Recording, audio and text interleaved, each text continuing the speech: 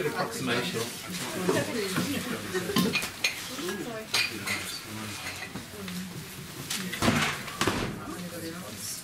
Good evening. Johnny apologises. She's in Leicester for a 3 cities meeting, universities, scholarships, other things, and she will not be back by. So, they do a speaking course.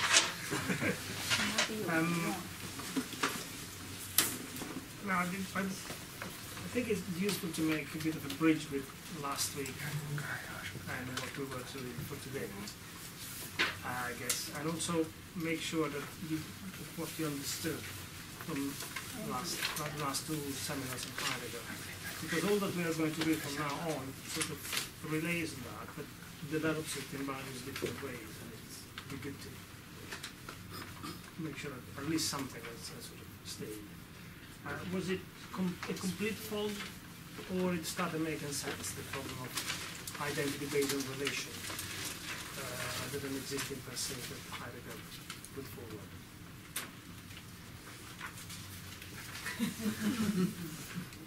Well, I'm doing the usual thing of like thinking I've got it, and then I was going to say something, basically John will say something, and then I realise that I don't think I've got it. What have you got?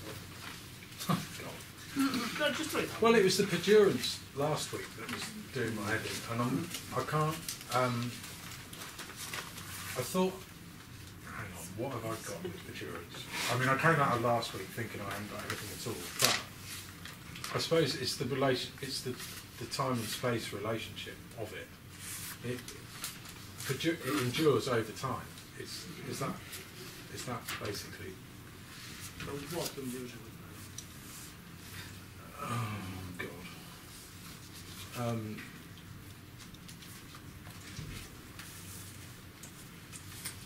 Good question. Don't stress. Speed. Beings, plural, small beings. Small beings, yeah. But they don't endure alone. They endure in the relationship. Well, yeah, because otherwise it would just There be is, one of I them. haven't got the book here, but in the Identity and Difference, there is a nice footnote that this clarifies the translation of perdurance. The German word is Austrag, which means something like holding out. Yes, there you go. Enduring, but not with the notion of suffering. Is it one of the German words that has 3 meanings? Yes, Yeah. yes. Yeah, we went through last. It's not page 57, but... I think I came away with the idea that sort of all time exists in the same time, I suppose. I think abstract also means to kind of draw something out, literally kind of when you kind of elaborate on something or you labour a point in drawing something out. I think abstract has a relation. I don't speak German, sorry, I trust it. It might make sense. That would be the endurance part of the endurance, I guess. Be the temporal. Because it opens up a space. To reduce it, but to give you an idea of what Heidegger is really after. If you remember earlier when we read some Hegel or Descartes, or even Kant, there was a problem of subject and object, or object and concept. Two things that existed prior to the relation, that then came into the relation and had to find a way of being together. But they existed beforehand. Heidegger finds that that's not a solution, it doesn't work, it didn't work at all. It's what has created metaphysics, it's all the problem metaphysics has carried with it. So he starts proposing a different way of going about identity, which is the two elements of identity, the subject and the object, or the small beings, us and essence, the very fact that we exist, are separate, but do not exist separate. They need each other. This is why he ends up saying that big B beings reveals itself in the small b beings, and the small b beings exist within the big B. There's this funny double catch, because existence per se, the infinity of the verb to be, is nowhere to be grasped. And all the declensions of the verb to be, we are here now in the present, somebody else could have been in the parallel universe, I was yesterday, we all shall be tomorrow somewhere else. All these forms are part of to be, they don't exhaust all the possibilities of to be, but at the same time are the only tangible version of to be. To be per se is nothing, which is actually a problem. So these trying to put together two things to form my own identity, but never fully exhausting the possibilities, is this perdurance. It's continuously going at it and constantly not doing all of it. And in this sense, it draws out something, it expands the space. It makes place because it makes space and time. So it hasn't got, I was going to say it hasn't got anything to do with beings. Obviously it has got quite a lot to do with them, but what I mean is it's not a part of them in any way. It's a completely separate. It's not a part of being. Is the relationship between those things or those subjects, us, that exist, and the very concept of existence. So it pre-exists beings. No, it comes. It exists with Yes. two. It's the sharing space, isn't it? So it's that sort of simultaneity. But it includes this business of concealing and unconcealing. Yes, it is the business Yeah. of concealing. Pulling in It's that pulling apart and pushing With dwelling together. in the middle somewhere. If you have a diagrammatic brain. Yes, it does include, absolutely. And what is interesting is that, because this then leads into what we're looking for today, Heidegger does not want to follow Hegel in thinking that these two different poles will find a solution that is complete and leaves nothing out, because he says that this is not possible. It's always trying but never exhausting. So there's Hegelian solutions like that.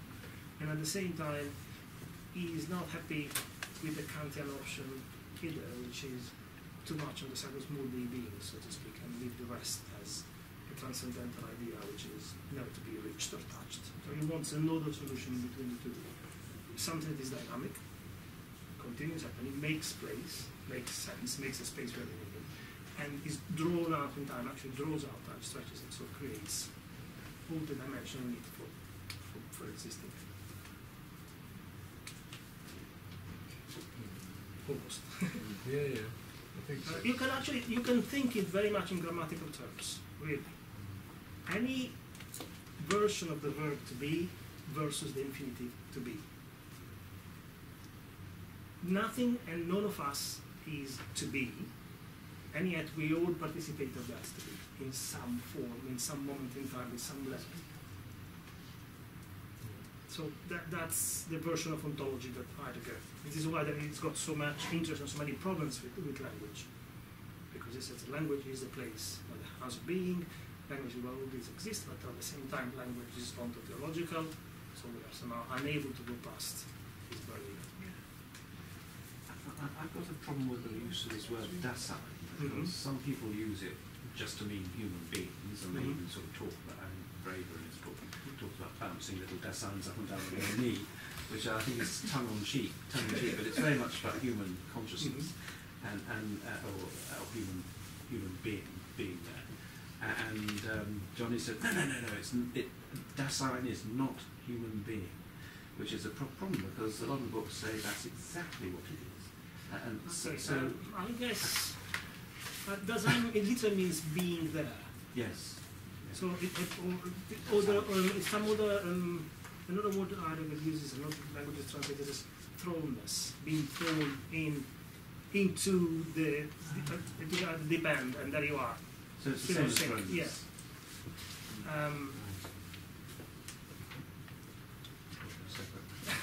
And the four individuals are part of that, but it's not that thing. So there is now, with this move of Heidegger, this is why I wanted to recap this. We have moved, this is, Johnny is a special, I think it's quite good, it's figurative house. we've moved from thinking by points, the two extremes of the relationship, the subject and the object, to think by fields, an extension on which this relationship affects.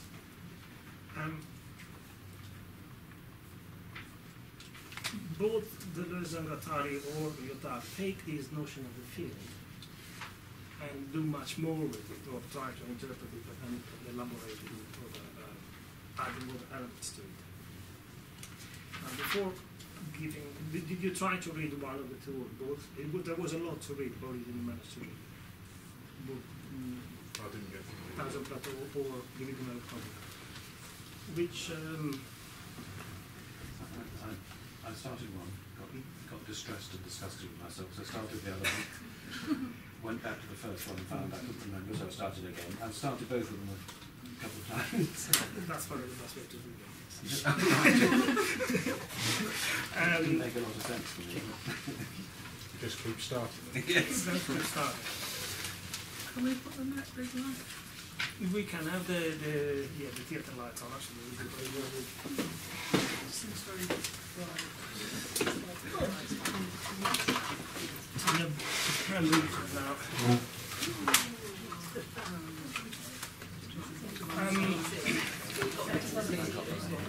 Yeah.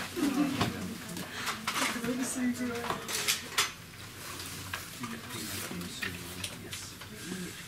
I have probably read and concentrated a bit more on Lyotard for today, depending on what you have read the most and what you found more questions to ask. We can also do the rest. I basically barely did either of them, so it's kind of arbitrary. Is that the case for everybody? That you just tried and didn't get deep enough to... Not really. You didn't get to Lyotard at all? Good. Comfy. You can't get to the end of the sentence in the Lyotard without No, that's It's a absolutely very long true. sentence. Even the translator says in the introduction, these sentences are too long.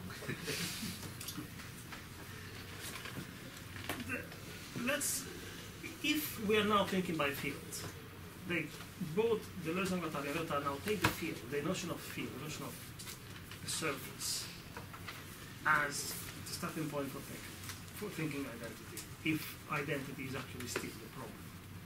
They do develop it in different ways. They are similar, they intertwine, but there are different elements to it. What is interesting versus Heidegger is that they both bring in heavily the Freudian element, desire and conscious, all the sexuality that is part of Freud's work. And Lyotard more directly than Deleuze and Guattari, Marx as well. Both have problems with semiotics because they come from that. So we've got this sort of Bermuda triangle of Marx, Freud, and semiotics. I know Freud very little, but a bit more familiar with Marx. We've been taught to take semiotic as the devil, so now we can work out why they're there or how they're there. Very briefly, just to give you a key to enter this triangle, or how the vertices are. Marx, in late Marx, the capital Marx, the way it is used here mostly, speaks of economies, or better, the real economy, the economy of quantifying labor in order for it to be sold and produced. So there is an equation, an equal sign with two values. However, is the one that points out that in this quantification of labor, so that it can be paid per hour, there is human creativity, human freedom that always produces more than what it is required, because that's the nature of it. And that's the profit that capital makes, because it takes that as well. So one is paid for an hour of labor, but always puts skills, intelligence, ability, experience into it. And what comes out is worth more than the hour that was paid. The profit is taken away, that's the famous notion of exploitation. Keep this equation plaque with an extra on one side of your head. Semiotics works out a similar equation between signified and signified, and ideally would not allow any excess to that in this equation.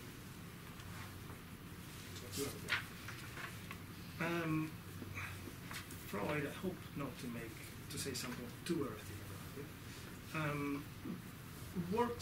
it, speaks about something rather similar to this notion of the question is not only the right word, but this notion of exchanging one thing for another. The problem is that there is something that is completely undetermined on one side, the unconscious, and whatever comes out pushed without language, without thoughts, without rationality, then takes a shape, an order in come out.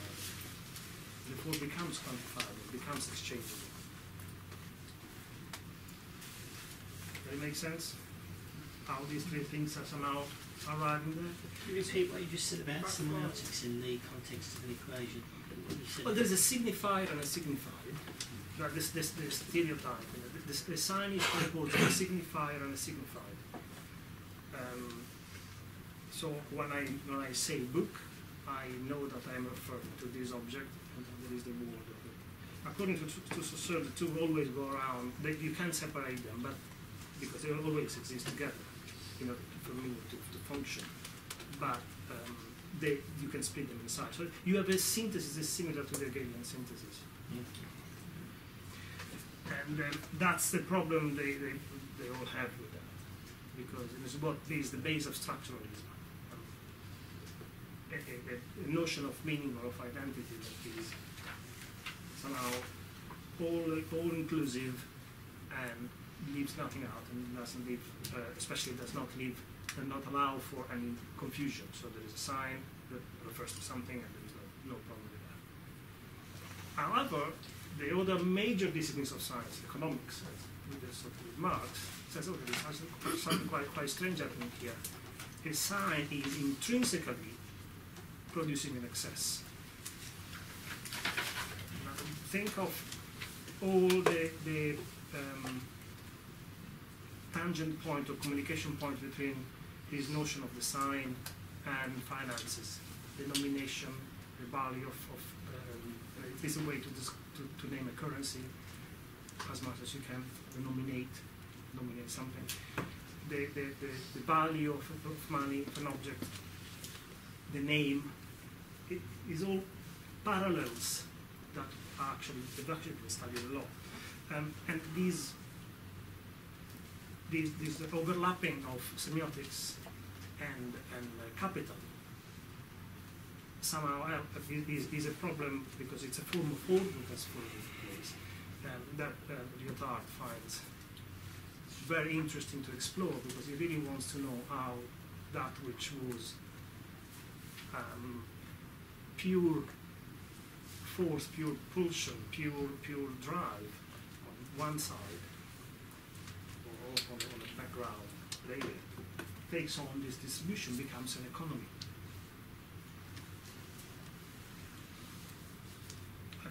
I really like to be clear on this notion of what the problem of an economy. Economy is what Osborne deals with. That is any dynamic structure which can convert one thing into another, something that allows exchanging one thing for another. So economy in terms of money and finance is capital. Economy in terms of values, or economy in terms of representation, all belong to the same framework. So semiotics is an exchange, yes, in terms of... It's based on an exchange, yes. Yeah. I can see that just about. It's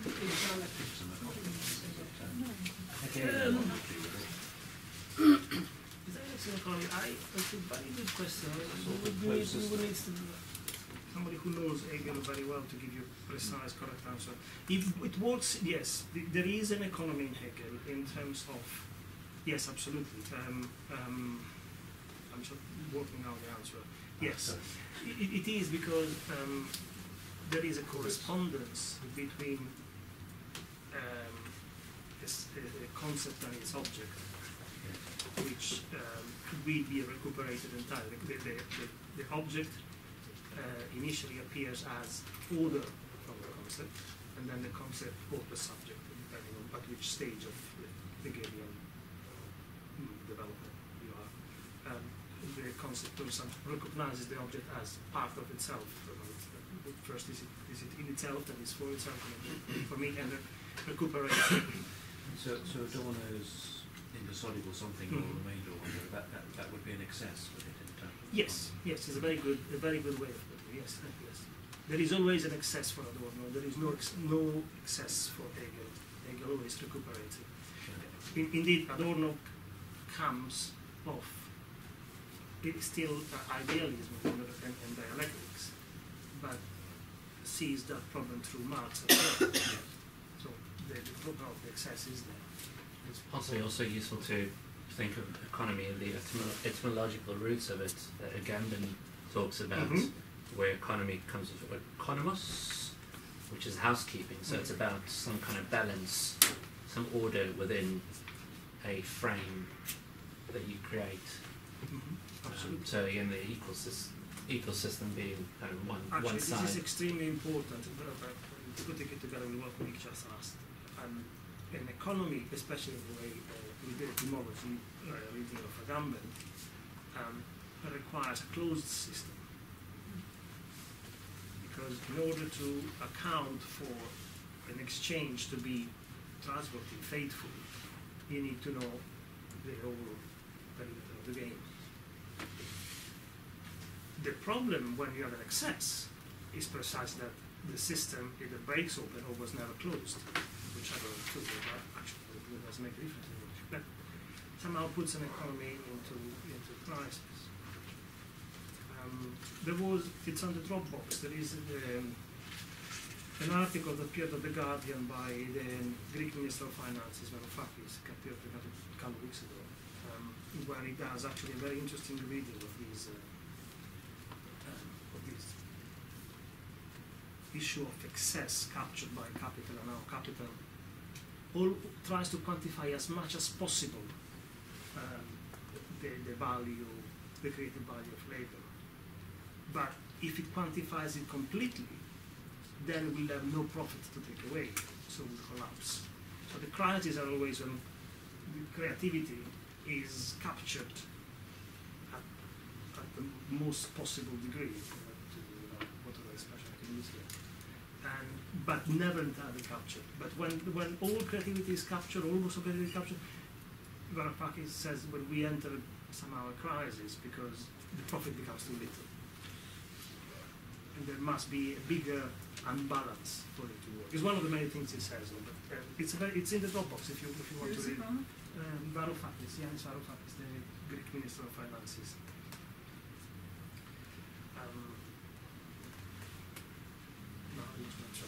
So yes, the excess. So the problem of an economy and an exchange would be a closed system, and the excess. The excess is then seen from both as somehow a gate or even a tool or a weapon to resist the order imposed by economies.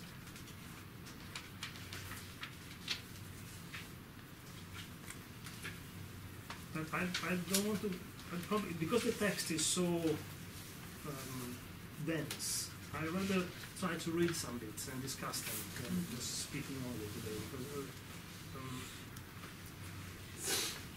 otherwise we might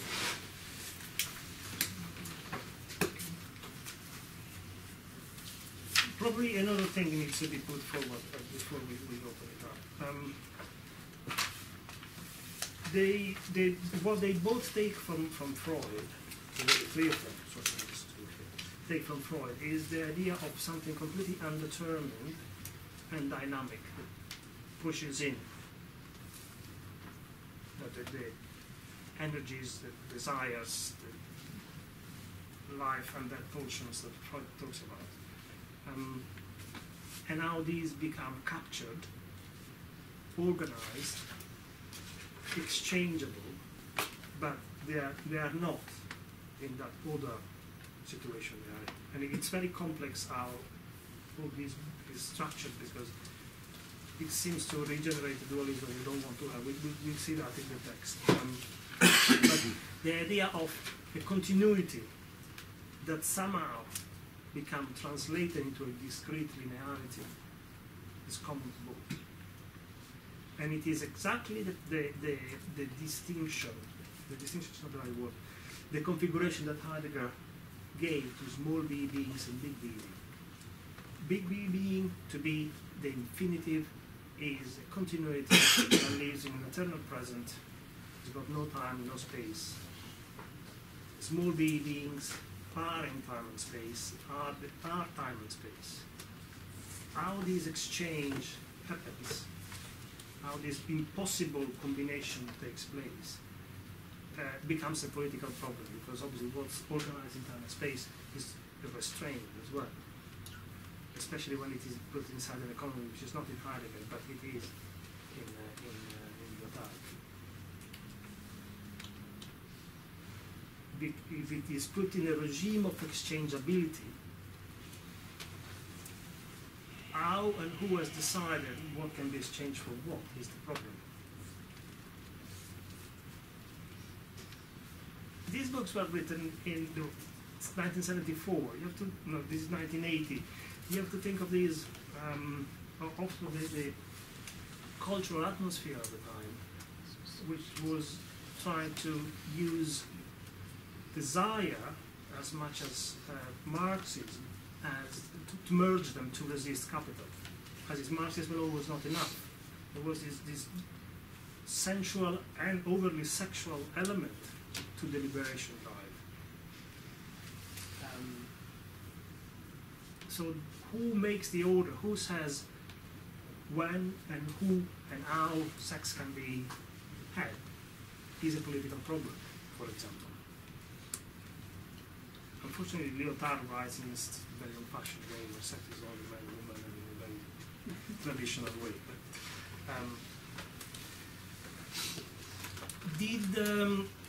did you try at least to read the glossary of Lyotard?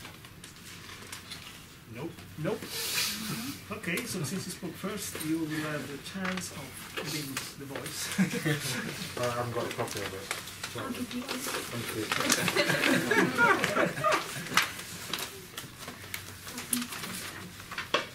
And the glossary is made by the translator, but it's a very, very clear sort of map to go through. That's Lyotard glossary. Got it now. You got it.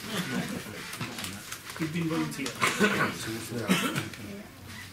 Okay, there are a number of concepts that are listed here. And I remember that Nick last year on this book had a grievance that it was very dated. And you are right. That the whole problematic that it raises is very from the psychological side, the Freudian side. It's very overly specific, so to speak. I think I come from an economy where sort of Freud has been sort of left behind some time ago and superseded. But in philosophy, he seems to be the big man. Yeah, I have a number of problems, especially with Lyotard. So because of the time, but first we need to understand what we're talking about, and we can at least see the weaknesses.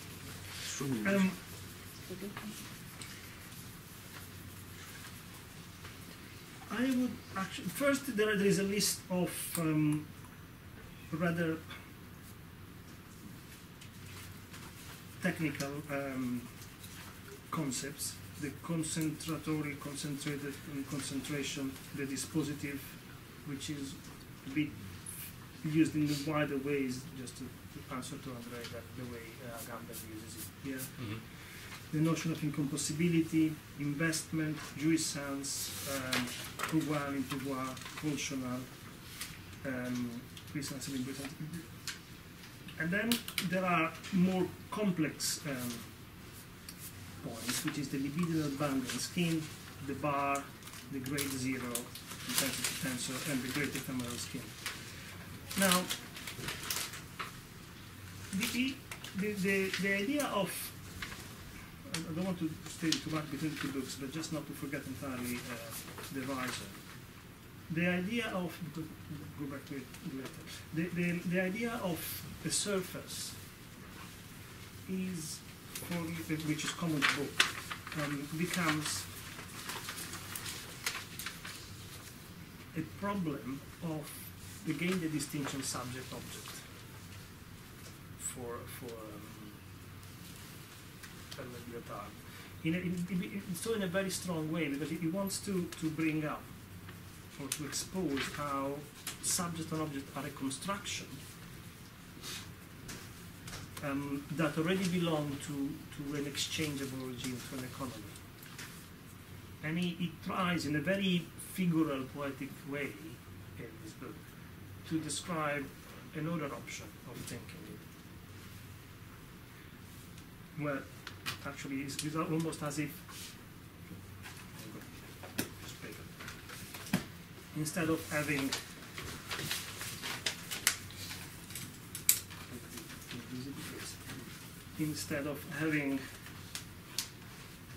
my drawings in the seminar are never great.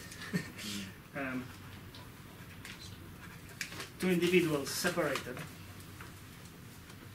one in front of the other. I can draw a bit better. You have a line with one and then the other, but there is actually a continuity. So these continuity here, this line that joins them, or actually that makes them,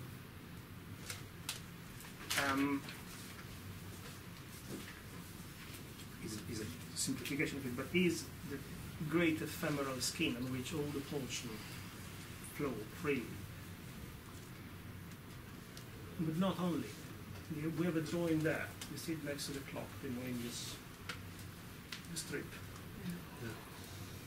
That's what Lyotard really finds interesting and important.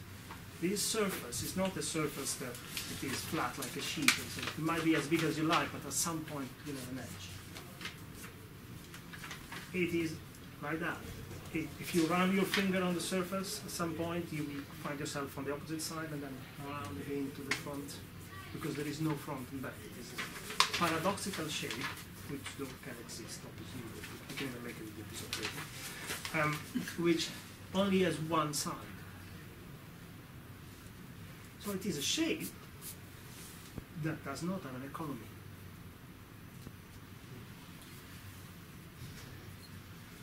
Does it make sense? Or we've jumped too far now? No, that makes sense. Yeah? I'm having trouble hearing you actually. Okay. The fact that the Moebius band, the Moebius strip, has got one side only, does not allow an equation. There is no possibility to represent an inside and an outside. There's no A equals A. There is no A equals A like in Heidegger. But so, making parallels with Heidegger at a certain point will become more and more difficult, because at least I find that they add something extra by using Freud. So far, it is as if these skin, or this dimension which has one side only, this great ephemeral skin, is somehow vaguely what Heidegger identified as big B's being. An infinitive, a place of non-determination, a continuity, not a discrete linearity. From it, for reasons that we'll see, decays order. decays more. Yes, I like to use that expression. It is somehow, Entropy. Lyotard uses, says that this band or this skin spins at amazing speed, very high temperature, becomes quite hot, but when it slows down, it finds configurations. It's a bit like musical chair, if you like. As long as everybody is up, there are possibilities open, and then when the music stops, one option is fixed and the other is excluded. And then that forms an economy again, isn't it? Because he's Exactly. talking about inside and outside of the theatre. Exactly. So you have an economy when these things decays, but you don't have an economy of the opposite end. But if it's, Sorry, you don't have an economy. Yeah, there's not an economy of opposite end. So the very notion of economy of these points is very, very strange and very interesting, because the way I picture it, but it might be a subjective way, is that on one side we have this funny Moebius drawing, and on the other we have the economy.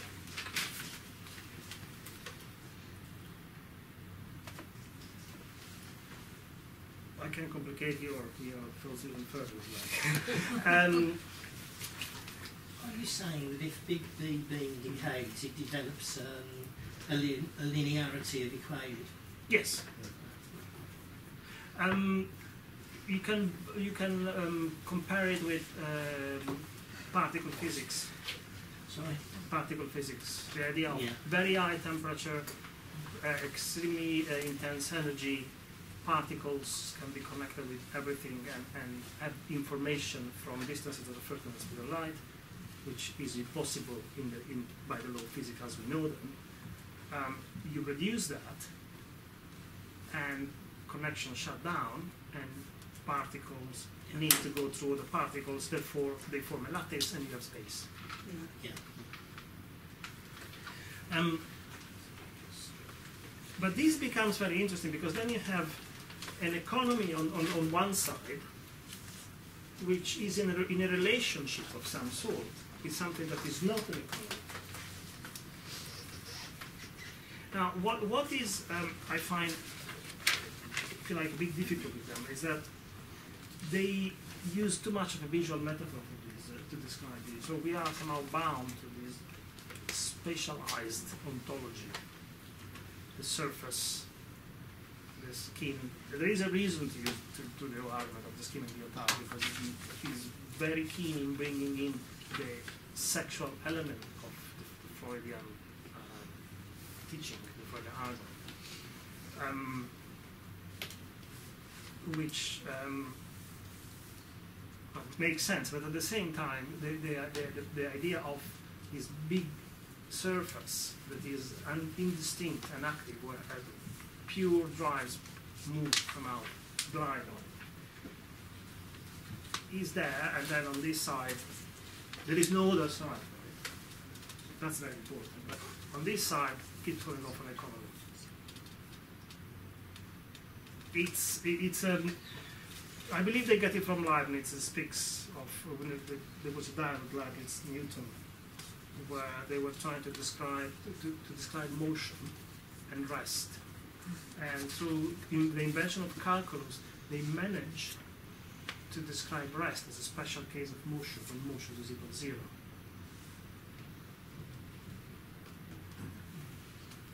Yeah. So to me, that's what is happening here. Order is equal to zero in the band, or economy is equal to zero in the band. There is no order whatsoever, it's infinity. And on this side we have determination, discrete identities, linearity, time, and so forth. Actually got it the wrong way around. Oh, sorry. sorry.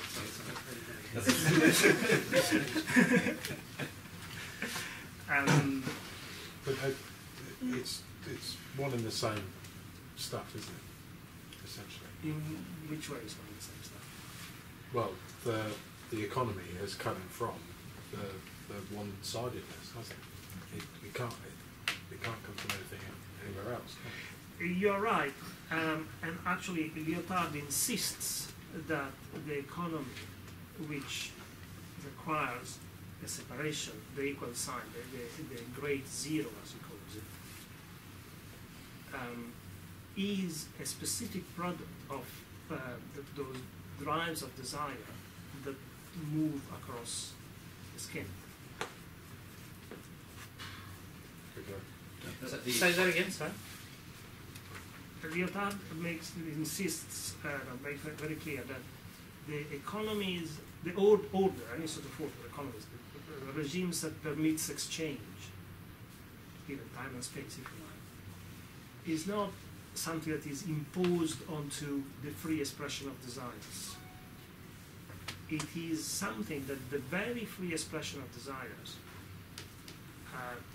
creates, generates, is what is called what Freud calls the life principle, or eros versus thanatos, the death principle. One is affirmative and constructive, and the other one constantly unmakes.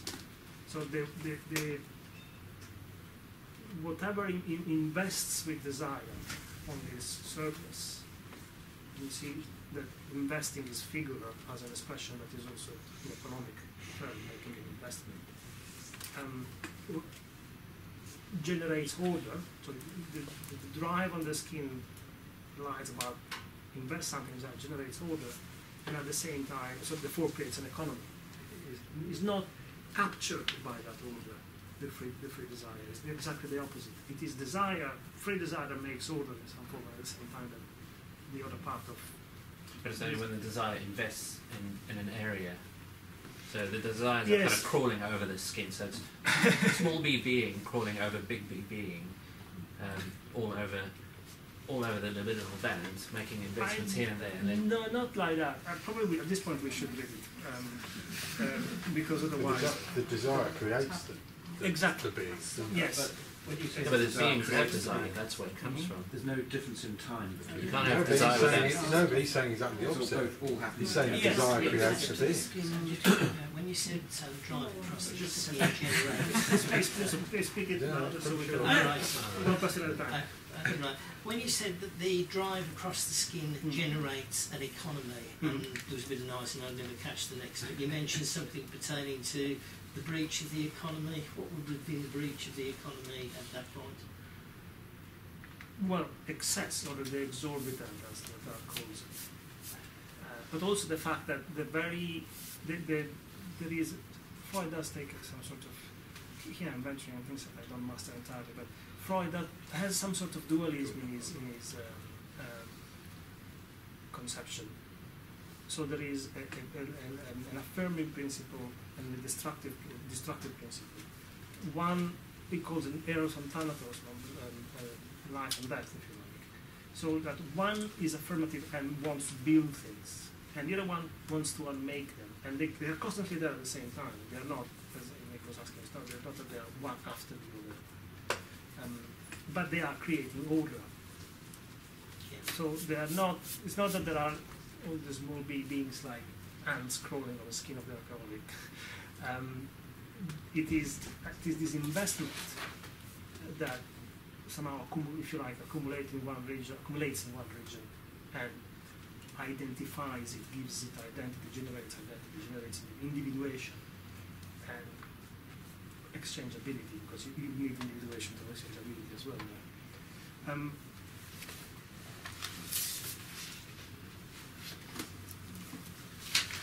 Should we start reading from the first chapter of the great of Lyotard, the Great Ephemeral Skin, paragraph, just to.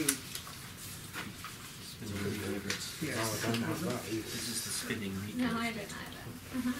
Seems a spin. Spinning meat. Any volunteer? Paragraph each? I'm happy to do it, but I haven't got a copy. Sorry. You got it. This one. No, well, You watch his face as he reads. Okay. oh yeah, this is baptism of fire. I don't mind reading. I would start from the I read the first bit, do you mean? I will read the first paragraph, and then we can go down a bit and pick up again. Where does that take us up to? Page 178.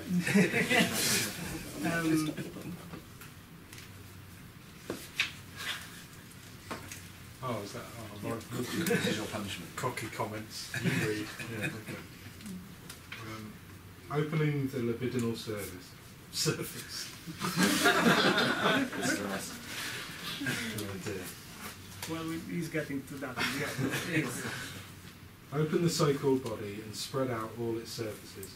Not only the skin with each of its folds, wrinkles, scars, with its great velvety planes, and contiguous to that, the scalp and its mane of hair, the tender pubic fur, nipples, nails, hard transparent skin under the heel, the light frills of the eyelids set with lashes, but open and spread, expose the labia majora, so also the labia minora, with their blue network bathed in mucus. Dilate the diaphragm of the anal sphincter, longitudinally cut and flatten out the black conduit of the rectum, then the colon, then the caecum, now a ribbon with its surface all striated and polluted with shit, as though your dressmaker's scissors were opening the leg of an old pair of trousers. Go on, expose the small intestines, alleged interior, the jejunum, the ileum, the duodenum, or else, at the other end, undo the mouth at its corners, pull out the tongue at its most distant roots and split it. Spread out the bat's wings of the palate and its damp basements. Open the trachea and make it the skeleton of a boat under construction. Armed with scalpels and tweezers, dismantle and lay out the bundles and bodies of the encephalon. And then the whole network of veins and arteries intact on an immense mattress, and then the lymphatic network and the fine bony pieces of the wrist, the ankle. Take them apart and put them end to end with all the layers of nerve tissue which surround the aqueous humerus and the cavernous body of the penis, and extract the great muscles, the great dorsal nets, spread them out like smooth sleeping dolphins. Work as the sun does when you're sunbathing or taking grass. Well, I wasn't expecting that.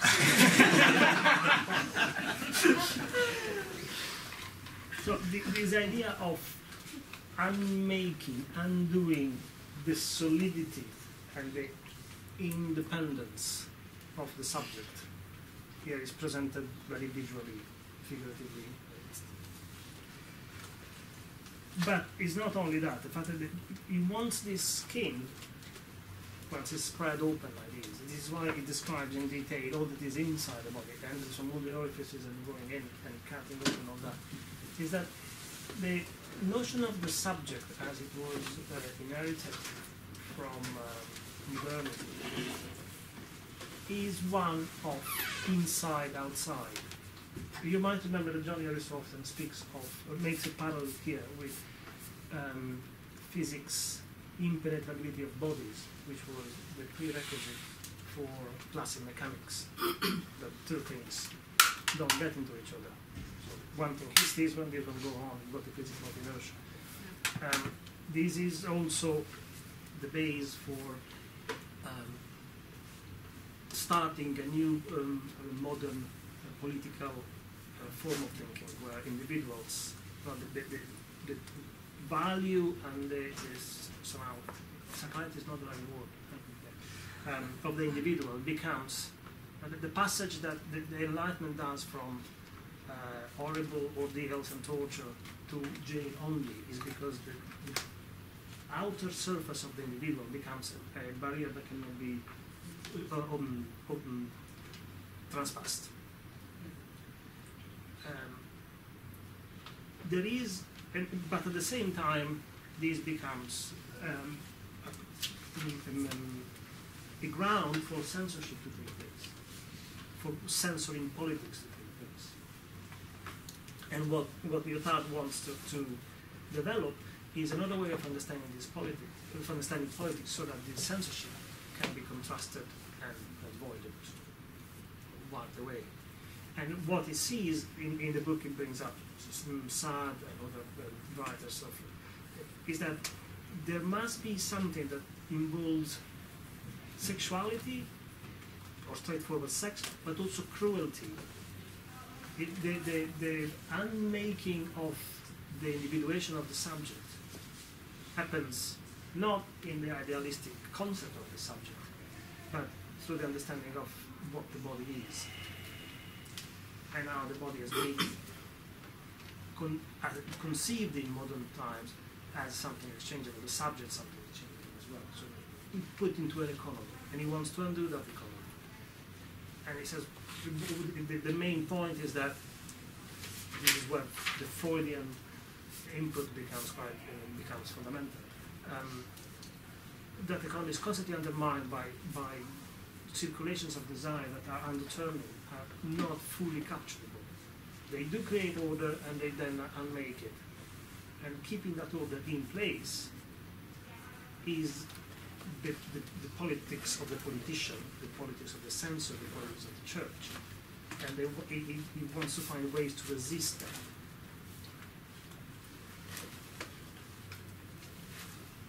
Does it make any sense at all? If you go to the lower... If I could just make a quick remark on that paragraph. That's one very long sentence, and he's done that on purpose there because he's not trying to break it up into separate body parts or separate pieces of a body. It's one continuous surface that's being ripped apart.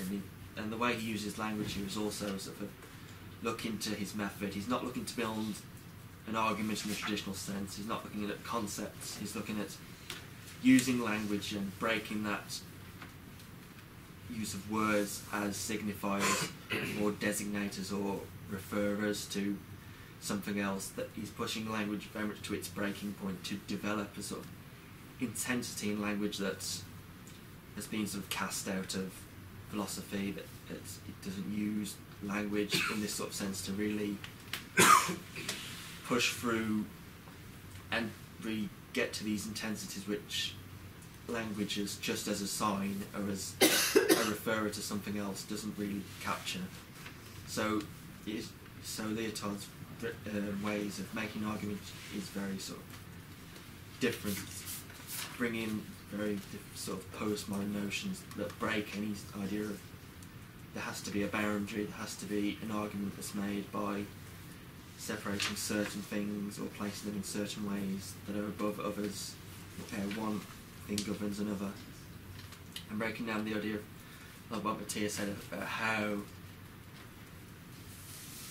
the Enlightenment brought about this idea of the rights of the body, the rights of one to not be harmed, and this idea that one has the right to be offended and such forth. Lyotard takes sort of issue with this, and not that one doesn't have a right to one's body, one doesn't own one's body, but the idea of sovereign rights, the idea of there being a singular way within which to interpret things, within which things have to be done. That's a side of rights that Lyotard sort of takes issue with, and he's trying to sort of undo that by really forcing language, forcing the body into complete breakdown, by overloading the senses in this way, by ripping it apart, essentially, I think.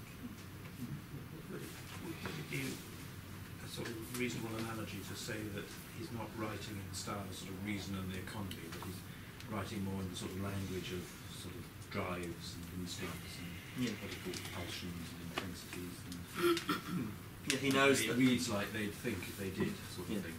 Yeah, definitely. He knows that language has a sort of a barrier to it. It can only go so far, but what he can do, he says in the glossary, that way he can get those intensities in this surface-like structure with very long sentences, sort of plug them back into each other, keep them going, keep them forcing against this barrier of conceptual frameworks of these borders that are brought up with language, separating one thing from another, and just keep pushing at them, and hopefully something will get out, something will click somewhere. Would you say that there's any connection in a literary sense with modernist writers such as Gertrude Stein's work or James Joyce, for example, in the way that they use language? Yes. I don't know Gertrude Stein, but certainly Joyce. There is a link. He's trying to use language probably it's not as creative as Joyce is, but the idea of a continuity of the very good thing is the idea of a continuity where different nuances shift shade simultaneously at various speeds, rather than having these happening and that happening and these happening outside and this happening inside, which is what is the beauty of Joyce, breaking that down. You never know where you are without it, where you are physically, in which moment of the day, in which part of time, inside is head, outside it's. This is what the skin is for Lyotard. And he tried to get there, as they said, not by a linear description, which is what they were trying to make, but by creating atmospheres, colors. This is why he insists so much on the sexual, and the way it returns is very present. It somehow plays with eroticism. He does use the expression erotic thinking somewhere down in the paragraph. But also regarding this, it's what he says in the following paragraph, which is probably don't have to read entirely. He quotes. He refers to Hans Bellmer's sculptures. Have you ever seen any sculptures of Hans Bellmer? The dolls. The dolls, that then have been somehow appropriated by the Chapman brothers. Yes. Much more superficial to this. And he says, what we are talking about is not that the fold in the skin in the arm can stand for the folds of the sex. It is not this economy we are after. Actually, precisely because we're not after an economy anymore. So this opening of the skin is something entirely different. And so between these lines and the small text, I have a very hard time seeing what is different. At some point, halfway through page 2, halfway through the following paragraph, he writes, "The question of counting us, don't urge us to ask it, far less to resolve it. It is not part of the body." What body? The organic body? Sorry, the organic body, organized with survival as its core instincts, what excites it to death, assured against riot and agitation. Not a part which comes to be substituted for another part, like, for example, in the case of the little girl, the fleshiness of the arm for that of the thighs, and its faint fold for the vaginal slit. It is not this displacement of parts recognizable in the organic body of political economy. I jump to the end of this parenthesis, that we first need to consider. It is not this displacement of part organized into a political economy that we first need to consider. This is what has decayed from the original. The original is a very delicate term here. Don't keep it straightforward.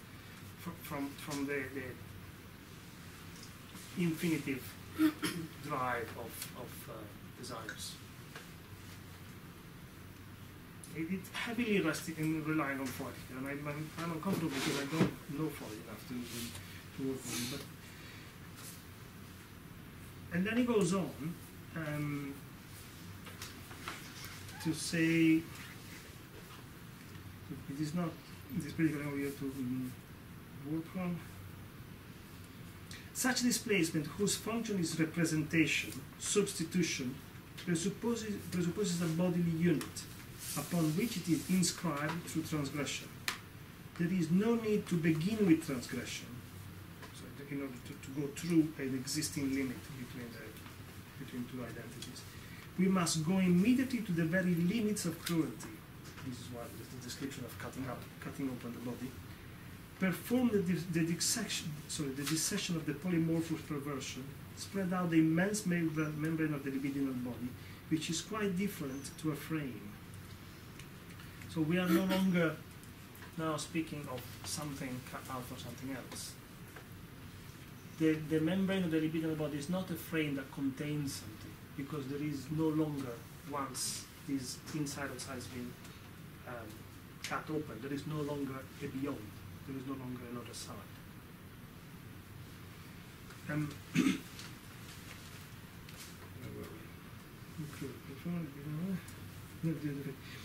It is made from the most heterogeneous textures: bone, epithelium, sheets to write on, charged atmospheres, swords, glass cases, people, grasses, canvases to paint. All these zones are joined end to end in a band which has no back to it, a Moebius band. You see how we put together things that had nothing to do with each other. Sheets to write on, bone, epithelium, charged atmospheres, so tangible, untangible, swords, glass cases, people, grasses, canvas to paint. Everything sort of floats together on these. All orders have been unmade. The Moebius band, which interests us not because it is closed, but because it is one-sided.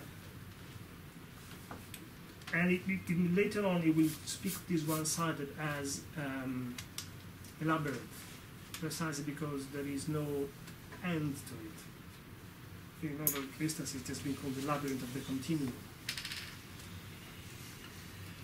So the Moebian strip, now it calls it Moebian skin, it plays with these, with language.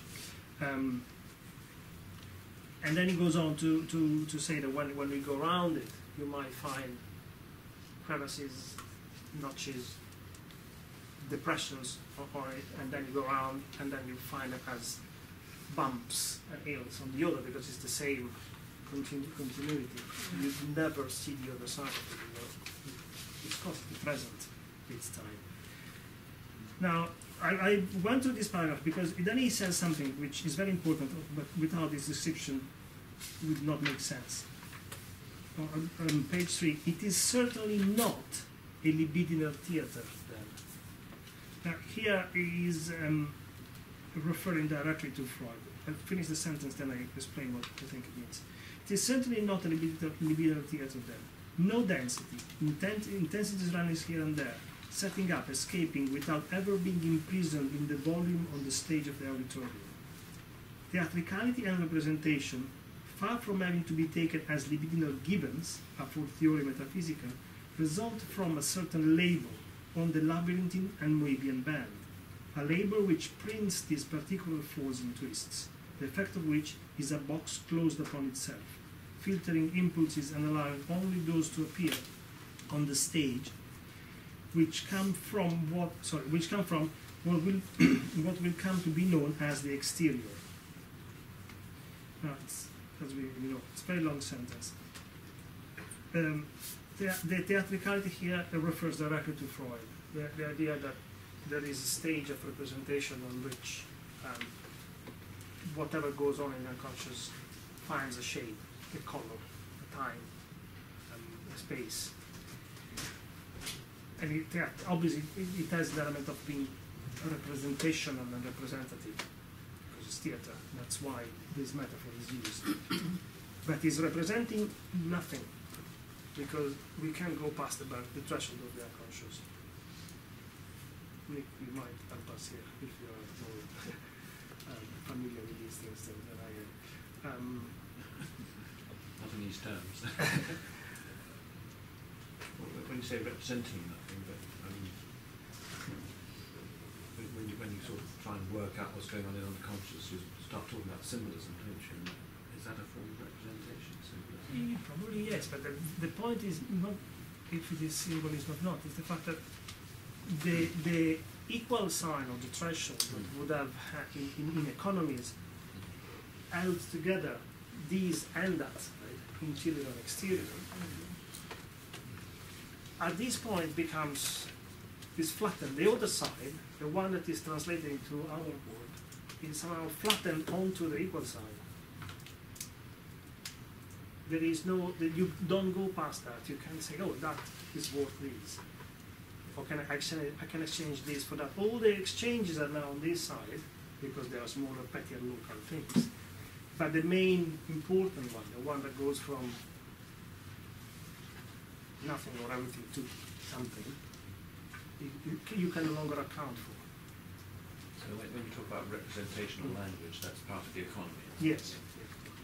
And so here, what he's saying is that when we are doing this game of the libidinal skin, it is not the libidinal theater that we are referring to, because the libidinal theater is already a product, is already on this side of the skin. And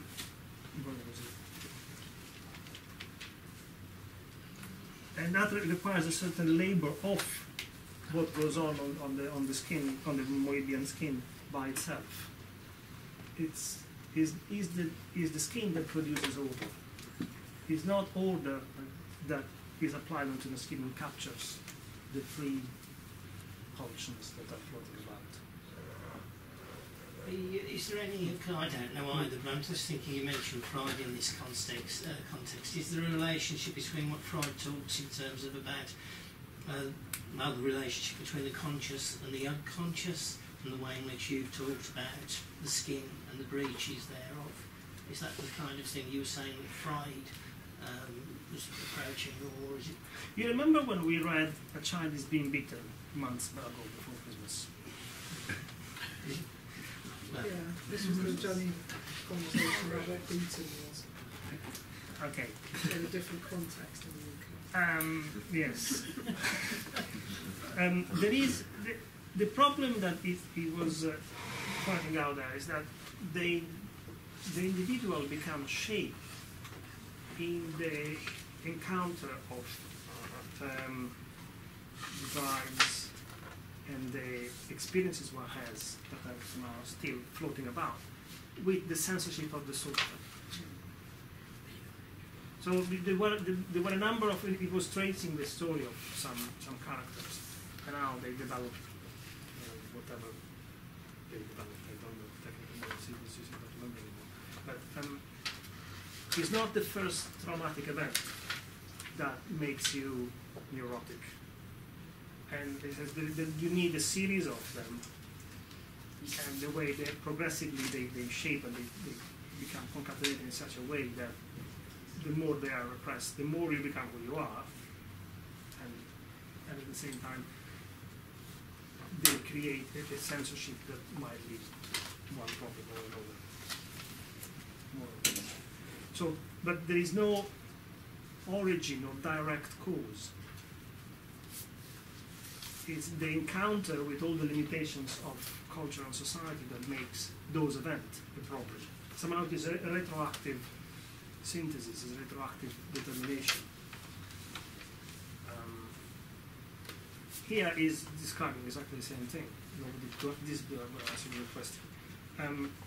It's not that much the impossibility of the translation from the unconscious into the conscious. It's very much whatever goes on, and then progressively it encounters limits, and therefore it finds a shape. And it might be a more or less traumatic path that leads to that shape. Lyotard, with Freud, insists that there is always something that is densely and intuitively sexual in all these trajectories. Somewhere else, I read or even heard of in Arabia, so it's kind of reference that is a bit vague. That sexuality, even in very young children, is completely diffused. It's not concentrated on a part of the body or on a specific character, and progressively becomes focused. Is this movement from infinitive, undetermined, but yet moving and trying to intention to invest things, that progressively becomes ordered and becomes an economy. It's not an economy in the beginning, and it falls down into, when it decays, concretizes, and becomes tangible, but also limited, finite. Yeah. But that's what that phrase, polymorphous Deleuze. Yes, precisely. There's polymorphous at one end, and then is determined at the other end. So it's not. There are two economies in this argument. It's very good to put this out. There are two economies in this argument. One is the local economy. This will actually come back in that time. Is the economy of economics or semiotics, local exchanges, where this can is for that. But then there is general economy, which is Guattari's expression, which does not exchange anything. For Guattari, things are lost, but we don't touch that. No. There is general economy which has the order on one side, and then the equal sign is equal to nothing. And it just continues coming down from infinity to order and back onto that plane because of the Guattari.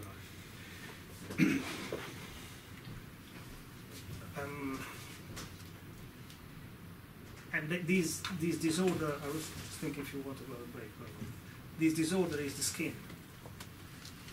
It is not disorder as in a negative, because it just is before orders are put in place. The problem is that before and after here no longer have stems. So disorder in the sense of when you were talking about movement and continuous movement. It's infinitive. Yeah. It will become pure forms in Deleuze that then we take on bodies, but it is infinitive. It is simply a pure desire that invests one thing or the other, and then by investing it's forced to find further determination. This is the way I read this use of Freud and then because this leads us onto the notion of the great zero, which is another funny metaphor we use. It's the great ephemeral skin and the great zero. The great ephemeral skin is discontinuity with only one side. It doesn't conceal anything, there is no beyond to it. But the work, the labor, as it says here, of the drives that move over the portions are setting up the first major dispositive, the first major structure, the first major, to use the Heidegger term, framing, which is that of separating, putting a zero and nothing in between here and there, cutting the skin again into here and there, so that there can be here and beyond. Without that separation, no economy is possible. No exchange is possible if there is only continuity. If my little note. In this option, is this straight up or this yes? Of these are not. There can be no commerce between these two because they are not two. But there can be a commerce here because they can exchange position, for example. These cannot exchange position. They can maybe become straight again and we come up with new forms. There is a comic with a black line, when the guy takes on all possible forms, and that's there isn't nothing. It works like that. So you need a cut, you need a zero in between in order to have an economy going. And that's the first, this great zero is the first major dispositive that Lyotard speaks of. That is necessary to create order. But it comes from this continuity of the skin. It's very important, it's not imposed upon the skin. It's the fruit of the labor of these drives I'm going about freely. That's the bit I'm not getting. Yeah. That's the bit you're getting? No, I'm not getting that bit. How can it? Well, it mostly claims it, so I'm somehow believing it. But because we just spent an hour sort of establishing that there's absolutely no relation whatsoever, and then suddenly this thing just comes out of it. The relationships are constantly coming up. No. In this libidinal band thing, that it's one-sided. There's no relation. There's no. But on it moves is. Let's find another. Surely, if we get a zero suddenly out of it, we set up a relation before we've got a relation, haven't we? Somehow or other. Yeah. It's true, there has to be some sort of catalyst that moves us from the infinite to something else. Which is what you were talking about, I think, when you were saying about the slowing down, weren't you? Yes, it's the slowing down of the band. It's like a coalesce. The funny thing is The that entropy. he uses metaphor. He wants to set up an ontology and a politics without separation, and then the whole argument is built with metaphors. So obviously there is something he cannot say directly, which this is why I get annoyed with him, because he's contradicting himself. But I was going to you say that earlier when you started talking about it decaying. Yes. I mean, I was just going to say, well, why has it suddenly just decided to decay then? He speaks of these things spinning, that Moebius band spins at mad speeds, high energies, white hot. Yeah. This is all he says, and then therefore nothing can stick together. It's just pure. The whole thing is a sort of metaphor, and Yes. isn't it? I mean, Yes. it's not, we're not actually to go home No, to spinning bands. No, I grasp the metaphor. However, his metaphor is seeming a bit shoddy at the moment. He's making it up. As Okay, he goes let's go to page 4. We'll go as far as page 4,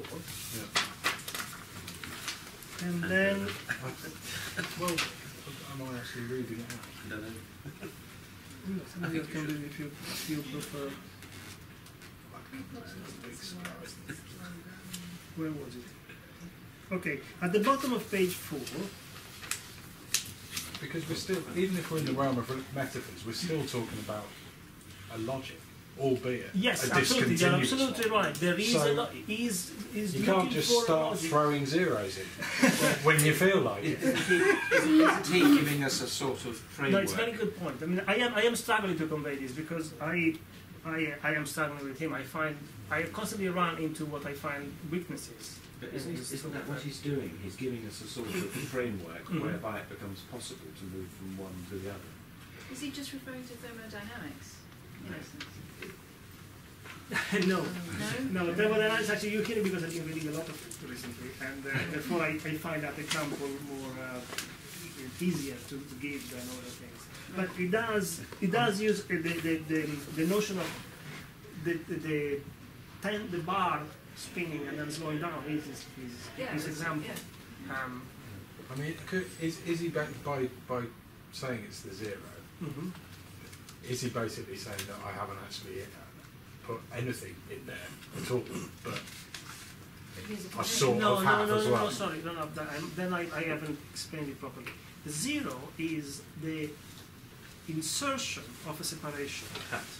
The cut. Yeah. So it's a cut and a dialectic again. So because you need Oh, that. so we are back to the Yes, the, he said the you deep need cut. that for logic. things to work, for things to have a meaning. However, rather than being grounded somewhere, he is actually floating from complete continuity,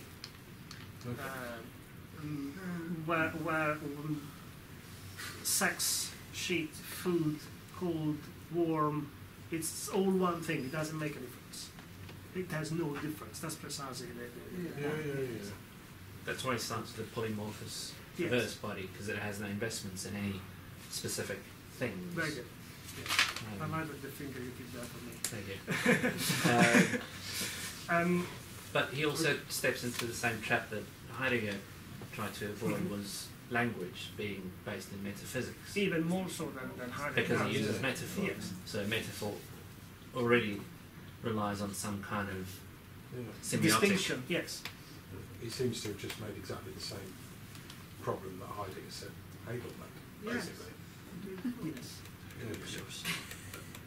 And metaphysics is part of the great zero, isn't it? Metaphysics is the great zero. It is great.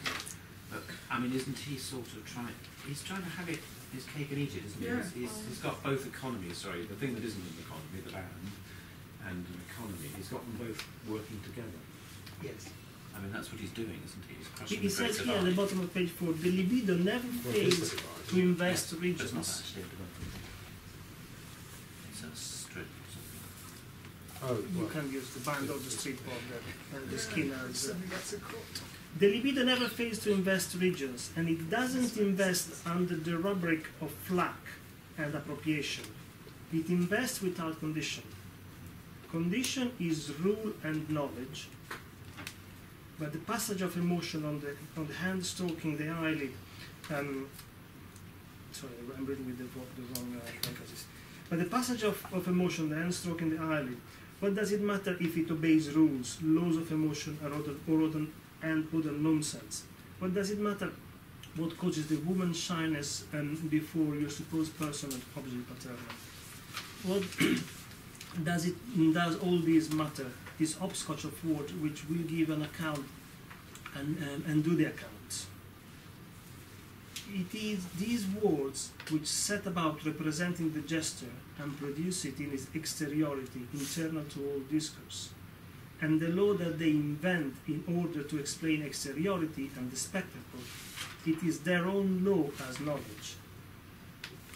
So there is this passage from something that is entirely sensual to an order of knowledge. There is a passage from something that is just differences to something that sees oppositions and negation.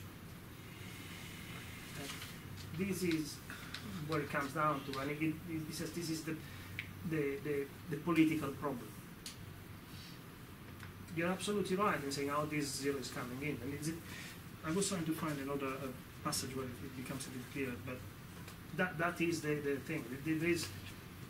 He uses Freud to justify this. He says there is constantly a drive, positive drive, that builds things. The zero is the desire. It's the product of the labor of desire.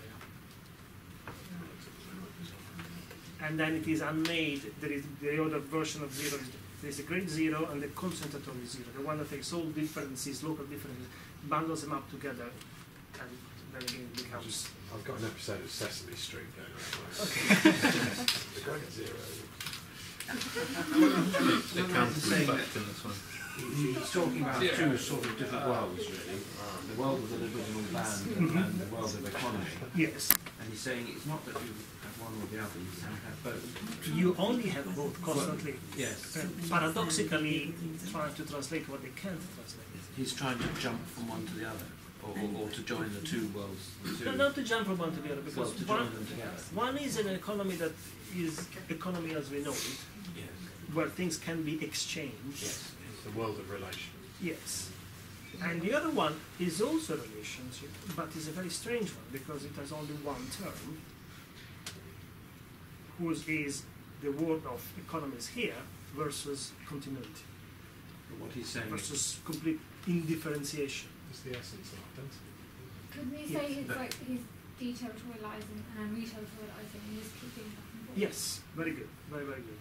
Can you you've read this, haven't you? repeat it and expand No, it? I read it. I think it was reading the phrase. That's kind of what he gets at. You have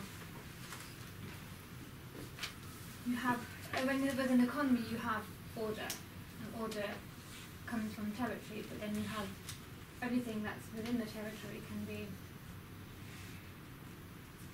be essentially just kind of pulled out and become nothing, and you redefine it if you deterritorialize it and just keep going back and forth.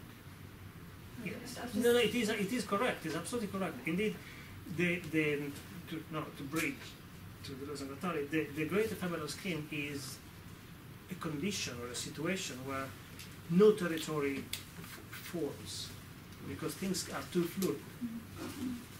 Everything is possible, but nothing really happens.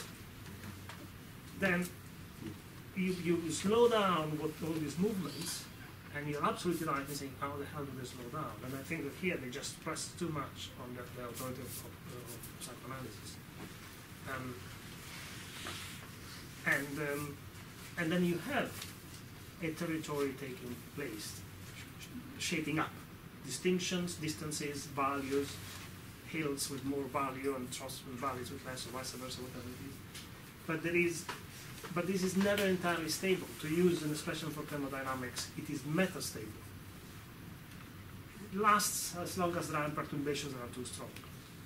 Otherwise, it's thrown off into the count and bifurcation. So it's not that you've got to choose one or the other, it's you've got to have both some things Yes. together. You cannot choose one or the other. I mean, you can try to force yourself to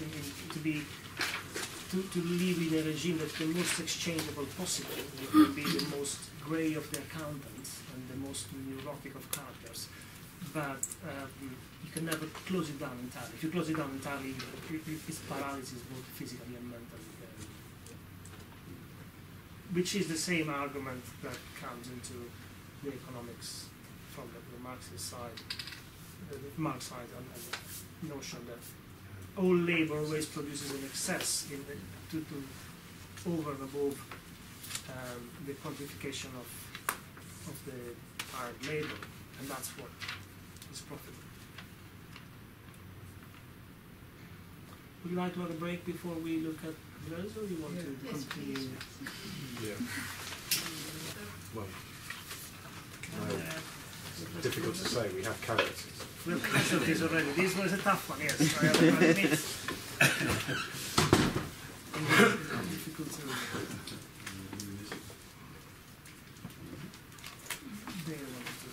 Yeah. If we, oh yeah, Ryan Mathias research does sort of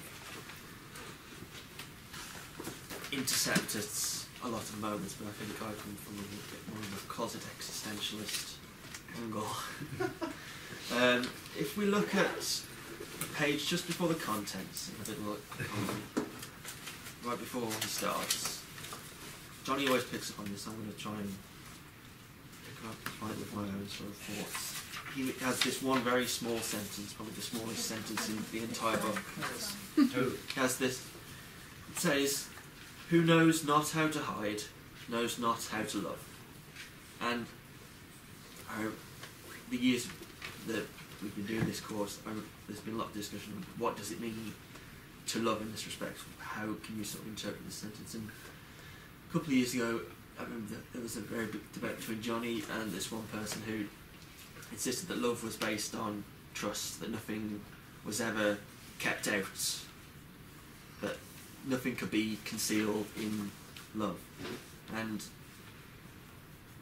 Johnny said, no, you have to, there's something else that's sort of going on here. And the way I've always thought about this is, if you consider love as a sort of a universal, something that leaves nothing out, then one is always appealing to intensities, passions, as a concept, and love as an act to represent those in passions, intensities, and so on.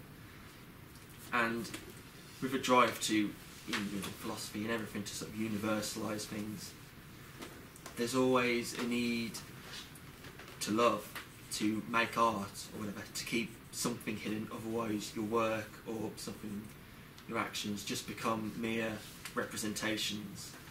So learning, Johnny Silver says this book's about sort of a learning to hide something, to keep something back, that to realise that something doesn't fall within, that can be expressed, that can be shown, that can be produced in any way, otherwise it always sort of falls into the language of representation. It's not that in producing artwork, for example, that you just keep something back, or that it can be, but you always find that when you make a work of art or work of love, something is always not explained, it's kept out of it. There's an unsayable something in there which isn't said, and also doesn't need to be said, I think.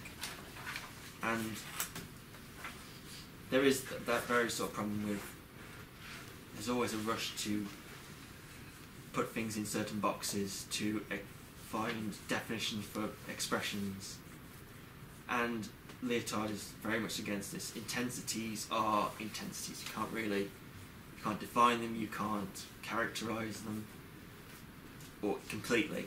And he developed this idea of the figural. I mean, I think Mathias' fantastic diagram here is beside my scribbles now. Lyotard talks a lot about the figural, and if you look at this, for example, you can see you don't see bodies. These are sort of the figures of bodies. They're figural. They're rough. They don't conform to a body. They've got something left out. There's something hidden. It's not the body itself. It's a an outline, it's got its roughness to it, but they're still sort of joined together. There's sort of an act of love, if you will, about them in this being made figural. And I think that's what sort of comes out to me in this sort of small sentence. Yeah. Take of that what you will. You can interpret it however you like. But no, you're absolutely right. I think that it does match that it is the condensed expression of that exorbitant or excess in the economy. That is what needs to be preserved as excess and not allowed to be captured fully by the equation of exchange. That almost remain there. Yes. But also the secret. The secret. If you cannot hide at least part of that excess, then you are flattened into an economy, whichever you want, a system of exchange which devoids you entirely of individuality, autonomy of desire, and you become a cog in the machine. We can see plenty of contradiction because he was going against the notion of an individualized, separated subject, and now he says you have to keep some of that. But he needs to undo the notion of the subject as it was presented originally in order to re-endow the subject with a degree of freedom. And it, for him, comes to the expression and the non-exchangeability of desire and pleasure and sex. I mean, it's difficult for me to start thinking non-dialectically when we're talking in terms of exchanges and excesses. No, you're absolutely right, because he is working against that, Yeah. but against the grain of that. I know that, but then he says that, and He says that there is a dialectic and there is an excess, and we are just trying to find a way not to capture that excess. And what he's saying is that the situation is paradoxical. That excess is constantly captured and constantly breaks away. He says somewhere at the beginning that you've got to be just ahead of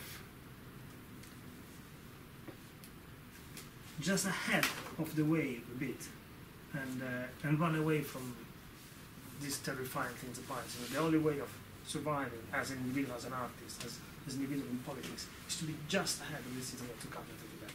And you can't do but keep living in that position, very infinitesimal threshold. So it is a form of perdurance, but of a very different kind at this point.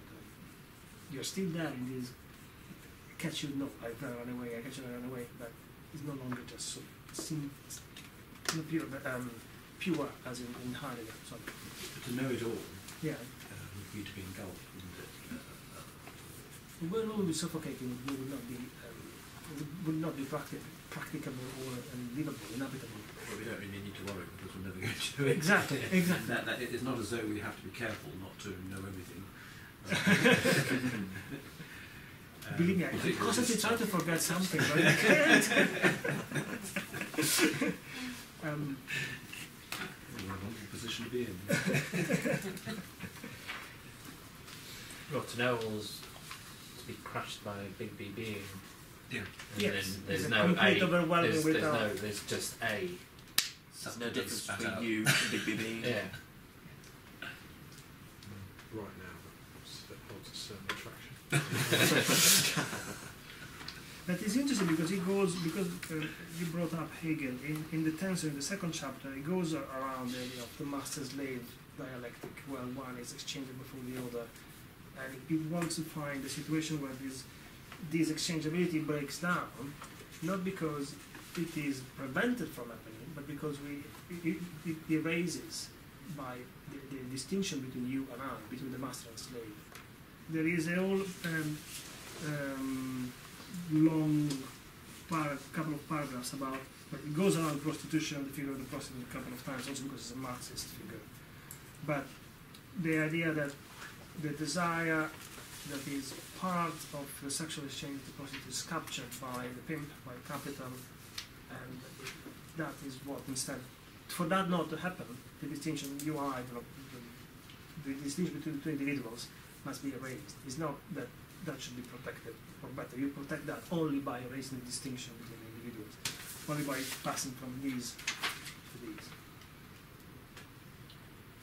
And that somehow is something that already happens almost naturally in the double drive, positive and negative, that it borrows from Freud. Should we try to touch a bit on Rhizome as well?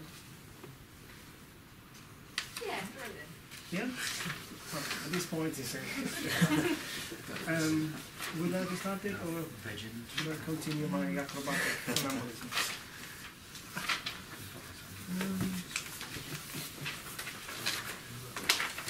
That's mine. You can look at Well, I suppose to start, Johnny always highlights two types of thinking: dialectical thinking and discursive thinking, or what's called rhizomatic thinking. Discursive, rhizomatic are sort of interchangeable.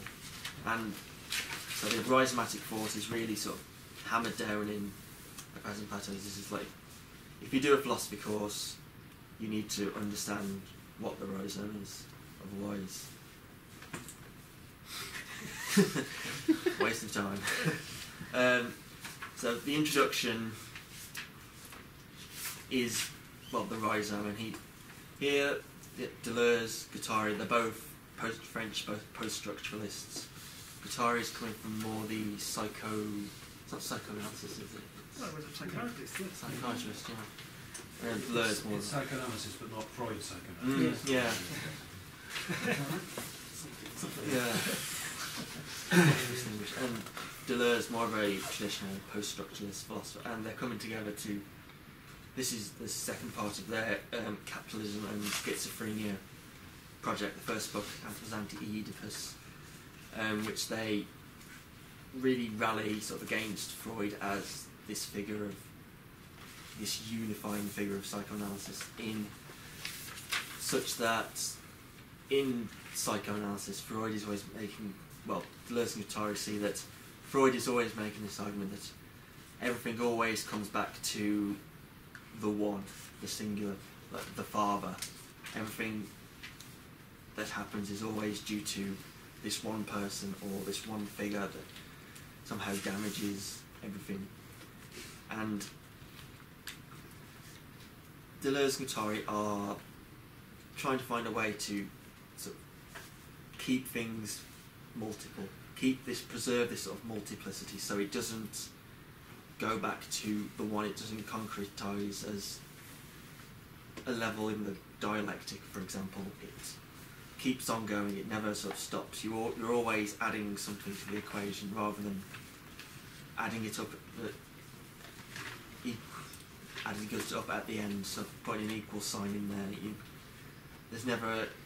Nothing is ever summed up, nothing is ever completed. There's always a field which just keeps on growing. The rhizome is obviously, it's a plant picture here, it's the couch grass, it's things that grow out sort of horizontally. They don't grow like a tree or a plant, it doesn't grow vertically. It doesn't become a tree, it's grass that reproduces sort of along the ground. If you cut it, at one point it just starts up again, it never ceases. It always finds a way to carry on without gaining a centre where it sort of conglomerates all its power, its force, its reason.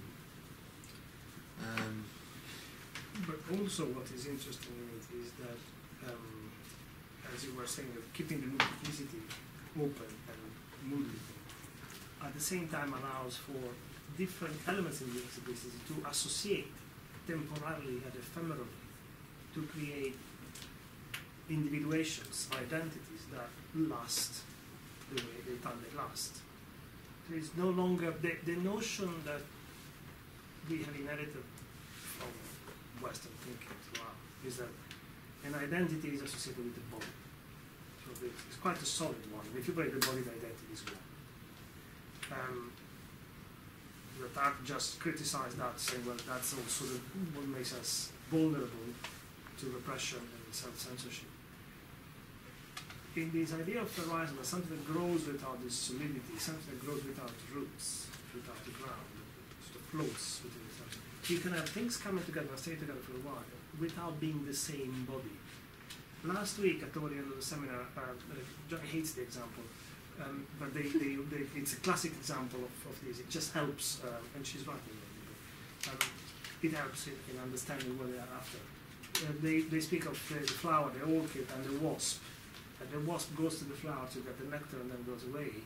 But by doing that, fecundates the flower, and that, because then it brings the nectar somewhere, not the nectar, the pollen. Somewhere else around the flower. So they become a sexual organ, although they're actually two separated forms of life that exist in two different ways. One is animal kingdom and one is flora kingdom. One is fauna, one is flora. It's like entirely apart. And yet, for a time, for a segment in time, they create a unit that is actually active, that produces something else. So in these, the same continuity of the surface where everything is polymorphous gets these combinations that are very creative, very productive, very rich in what they can generate, but they don't have to last.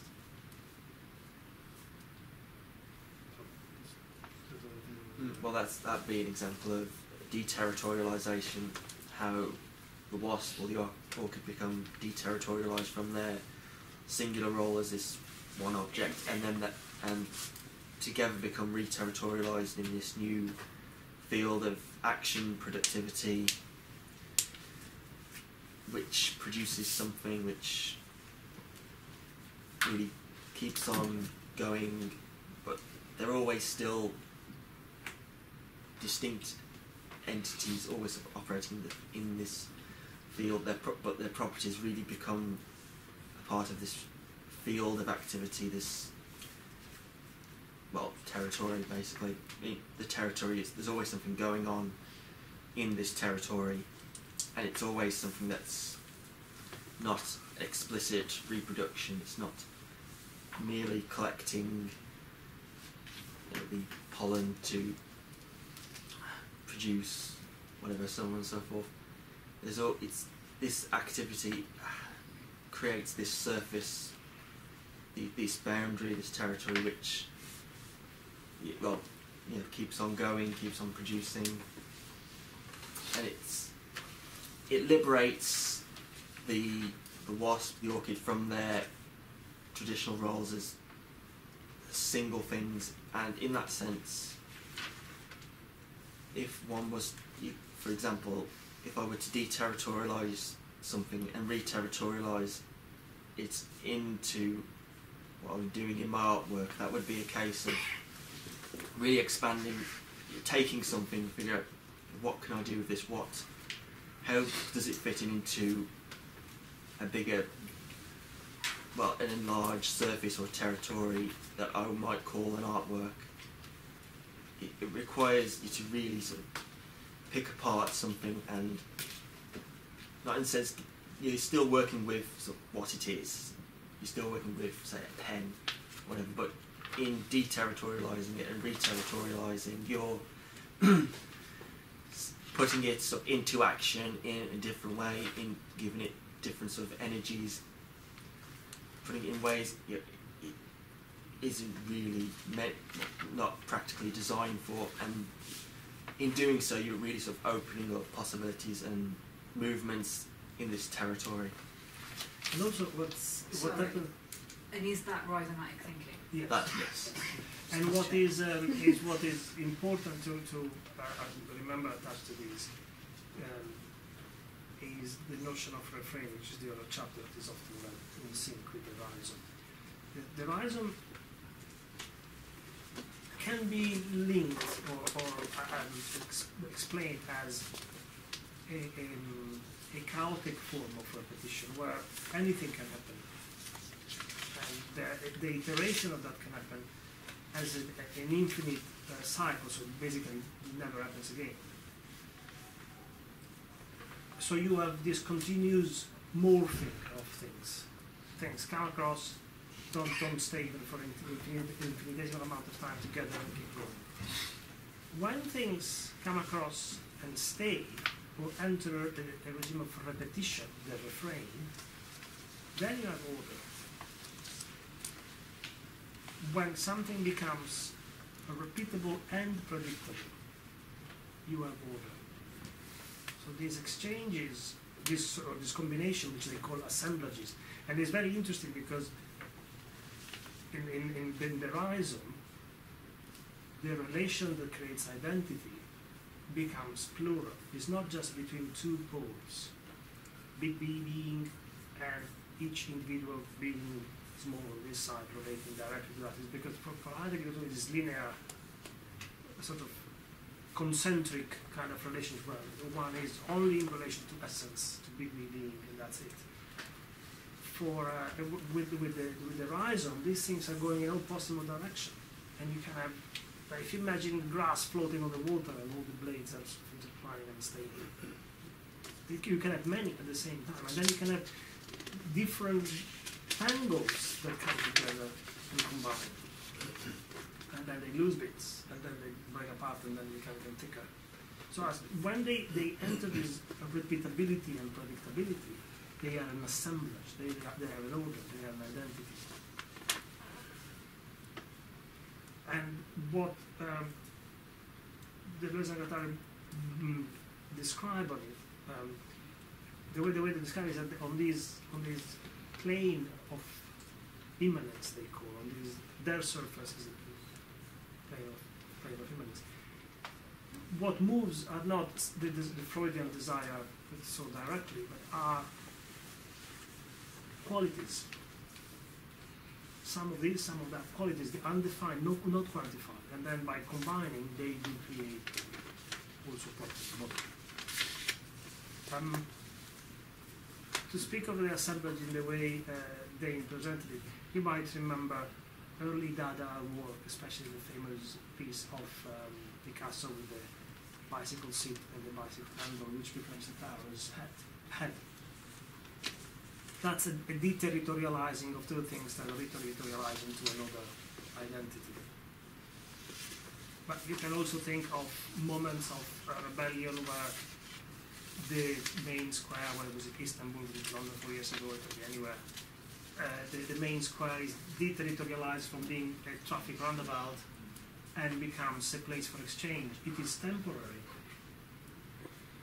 And it's a reterritorialization is polymorphic because many different things happen at the same time, and tonight there is going to be one unexpected event and coming together of people, and tomorrow something else, and then the following night nothing happens in the place. The group falls apart.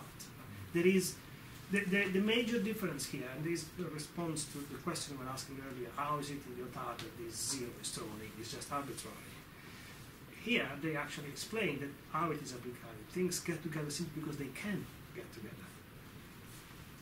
Because there is a way that this configuration has a way to combine with the other configuration, whichever their things are.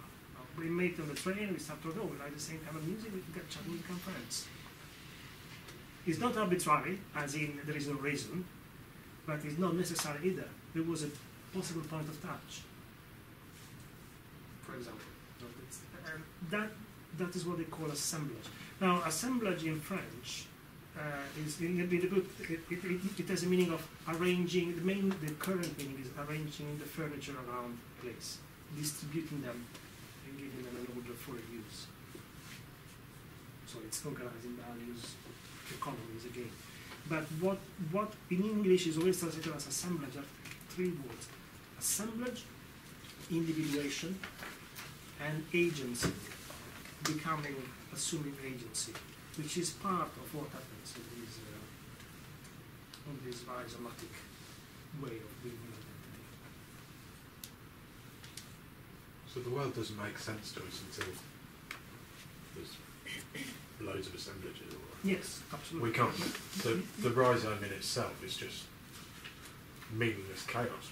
So the rhizome, this is probably being explained by the rhizome is always an assemblage. An assemblage as a rhizomatic form or a dialectical form, if you want to. It's the surface that the rhizome is moving across is the disorder, the chaos. The rhizome starts making little nodes of order. It's an assemblage equivalent to a dispositif.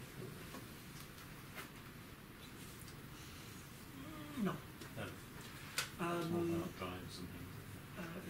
An assemblage.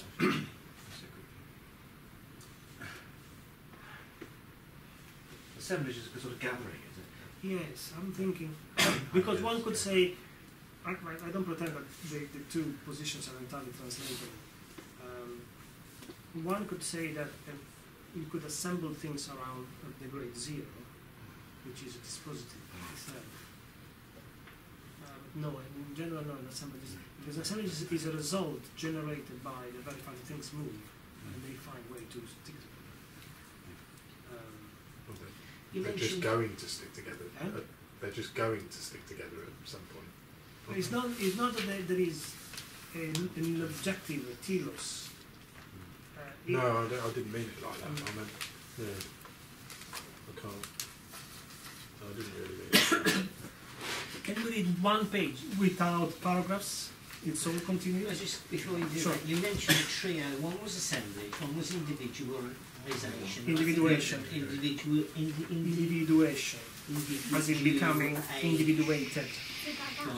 And the final one was Agency. Agency. Yeah, agency or agency in front of Are they mean the same thing? No, at times I read it in French, and what in English is always translated as assemblage, in French at times is agencement, which is assemblage, agency, or individuation. So there are three different terms that they use in French, but in English they are always translated as the same assemblage. Right, but Or at least in most cases. They amount to the same thing. Yes, they amount to the same thing. On page 23, for those who have the book, they make a sort of summary of what they mean.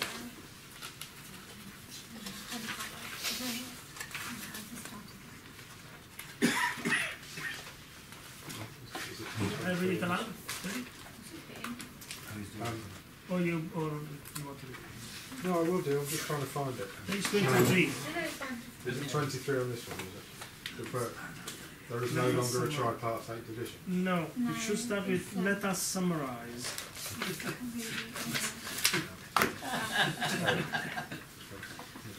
Yeah? Yeah. Let us summarise the principal characteristics of a rhizome. Unlike trees or their roots, the rhizome connects any point Wait to... a second, let's did you find it? No, I didn't actually.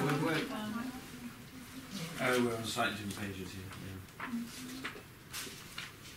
Oh, that's even printed bigger. I want that edition. This bad continuum things, and I'm This reading is quite good because it flops open. I can't understand it, but it flops open.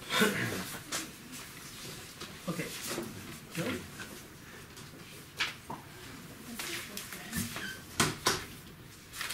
Okay, it is 4 pages before the little poem. Little poem. Which chapter? Is the introduction. That's chapter 1. And the introduction is at the end of. Usually, yeah. So you're lifting. Little poem. Has anybody else got a book? Oh, little poem. I found Okay, it right at the end. go back. There's one. Okay, should be there. Let us summarize. Plateau's always in the middle. Right at the start of the paragraph. Before the plateaus. There's a summary, it's on the page before. Okay. Page 21 for anybody who's got this edition. Right. Let us summarise the principal characteristics of a rhizome. Unlike trees or their roots, the rhizome connects any point to any other point, and its traits are not necessarily linked to traits of the same nature. It brings into play very different regimes of signs and even non-sign states.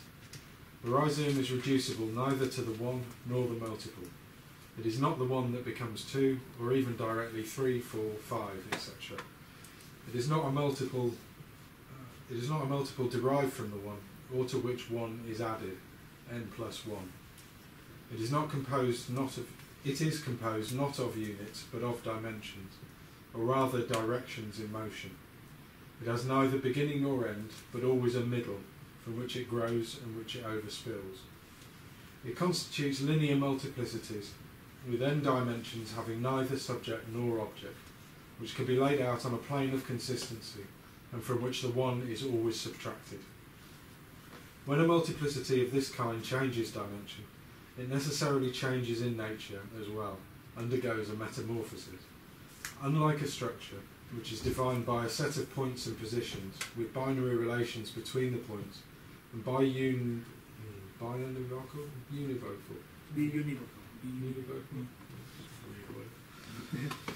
And by univocal relationships between the positions, the rhizome is made only of lines of segmentarity and stratification as its dimensions, and the line of flight or deterritorial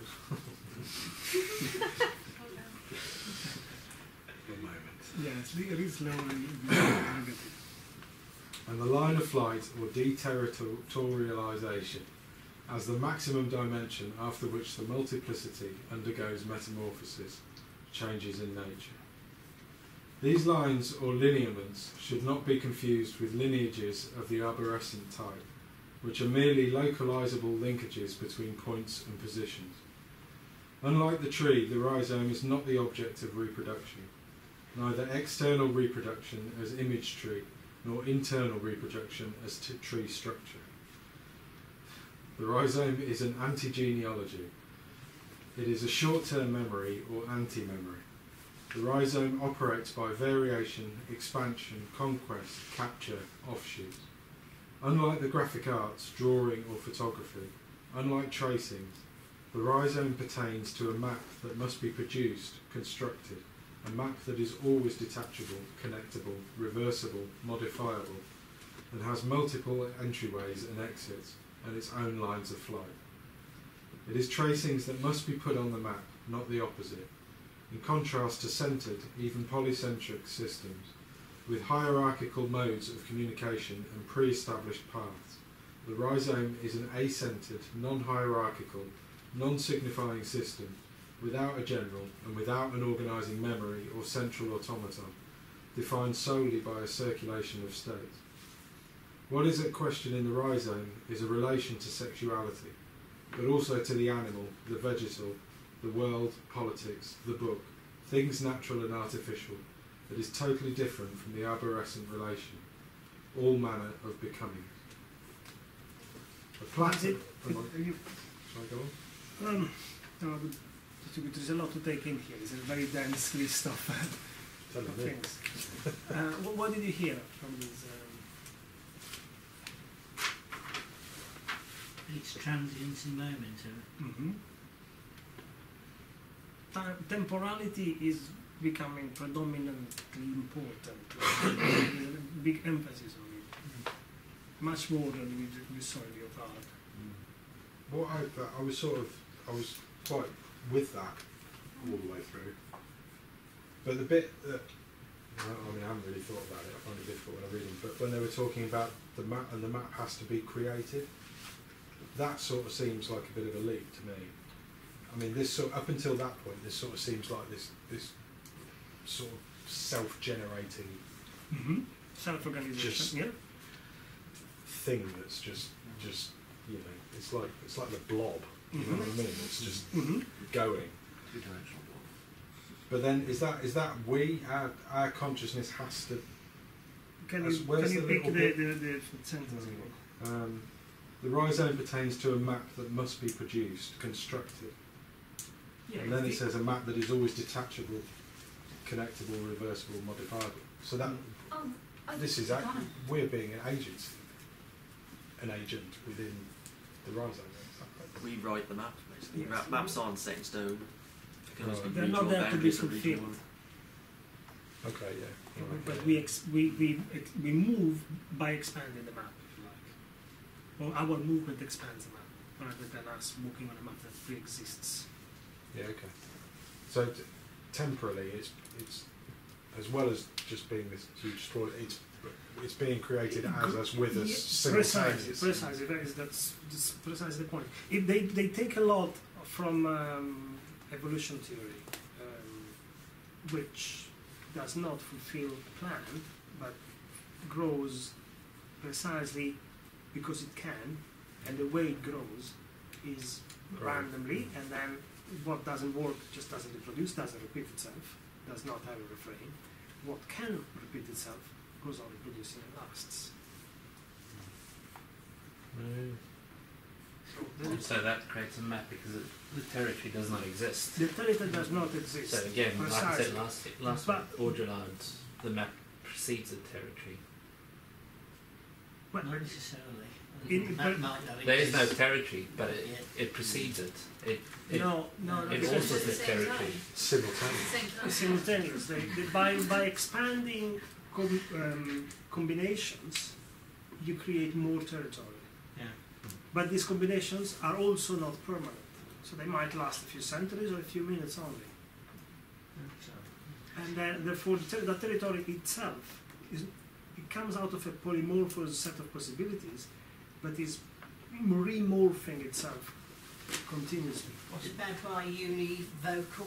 Does that mean you're actually speaking? It is the provocatory concept by univocal, isn't it? Does it mean you're actually speaking with two voices, although you only hear one, or what does it mean? Well, right at the start of the introduction, he says, Oh yes, fantastic. the two of us wrote this book, and since each of us is several, there were many voices that wrote this book. The two of us wrote Anti-Oedipus together. Since each of us was several, there was already quite a crowd. So he's saying that everything is already a multiplicity. There's no singular. The bee is already a multiplicity of colours and wings and every multiplicities. You can combine with multiplicities to make an assemblage. So it's really getting to figure out how to work with multiplicities in dimensions rather than linear growth and progression. Yeah, really, that's what they're setting out to do. Yeah, and also this is why they have this in between parentheses. It is not does not derive from the one or to which one is added n+1, but can be laid out on a plane of consistency, and from which one is always subtracted as in n-1. Because the point is that we are not referring to a totality that needs to be reached, but to some dimensions that are somehow available, and we get some of it. So n-1, n as in any number of it that is there, any amount of it, and standing as a quality, and we just embody some of that. Is that where n is the plurality of possibility? Is that what n means? So that's why you don't add to that, but you take away from it. Is that what that means? I see it as the non-yet embodied quality, but or maybe I'm charging it a bit with too much old-fashioned metaphysics, which Deleuze, when he writes alone has, and maybe is less here. So the bit of reality that we happen to get would be the assemblage of it. Yes, Yeah. yes. Reality is only the assemblage. The rest Yeah, is yeah. this plane of consistency, which is borderline metaphysic.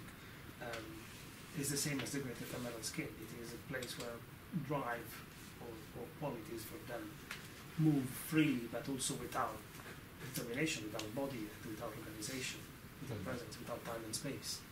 Yeah. But their combination do make time and space. Can I just ask a question Sure. a bit Mm-hmm. further back about the notion of immanence? Mm-hmm.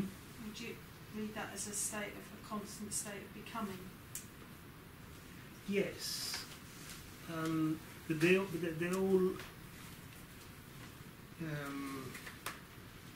the plane of consistency, or plane of immanence as it is called, is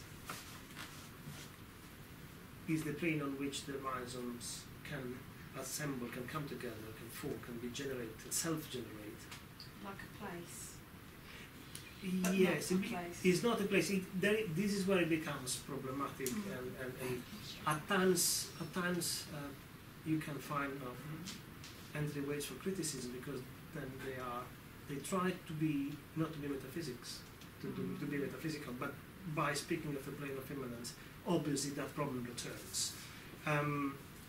However, what they are saying is that the plane of immanence, in a certain way, is the very possibility that things can keep changing. Is nothing else. It's not a place that exists and then on that you put the rhizomes moving. It's not a marker, it's like, no, it's not a marker. It is as if you have organizations that form and then when they just melt back into a continuous background somehow and then come up again. And what they borrow from, and in part also Lyotard borrowed from, is the work of Spinoza, who was writing in the 17th century, between the Cartan lines in the 17th century. Spinoza was writing in Amsterdam or in Holland, which was very tolerant. It was a place where everyone published at the time because there was no censorship. You think that this happened just after the reform and the counter-reform from Rome, which was extremely heavy and bloody and repressive. He proposes that the traditional distinction between substance and accidents, between God and us, big B being and small b beings, should be seen as folds of the same continuous surface. So that the biggest fold is God and the accidents are modes of the substance, little versions of it, but not detached, just creases in this bigger. This is just in a nutshell. If you take the plane of immanence, stemming from this notion, you see that the immanence is less prone to drift off into metaphysics because there is this continuity, and some things are some bigger waves, if you like, and last for longer, therefore they acquire more weight, and others are just creases that have short resonance. Did this make sense to? Could immanence translate as the great zero then? No. No. And that's the problem with comparing the two. Immanence might translate into the great ephemeral scheme of Lyotard. Okay. If you want to translate point by point the two, which no, you can't after the great zero is the cut, the difference, the hard difference you need to make in order to have an economy circulating. That would be making the creases in Spinoza's. Well, it's worse or more than making it because it's really going in and cutting. Physically cutting.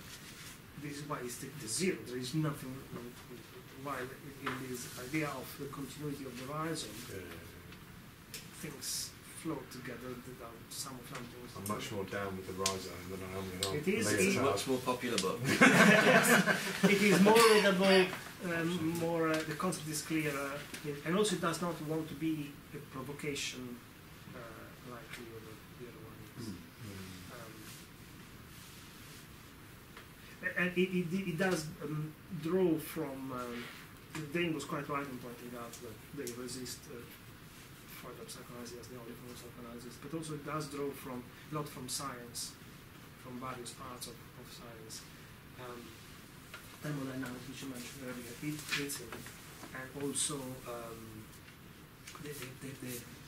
it is inspired by the idea of evolution, how evolution evolves without a plan, only by combining possibilities and just dropping what is not possible. That's they also taken from mind. But what about the agency then? The agency emerges. It's not pre-ordered, it's not reorganized, it's not teleologically pointed at, but is one of the assemblages. Exactly as biology will tell you that.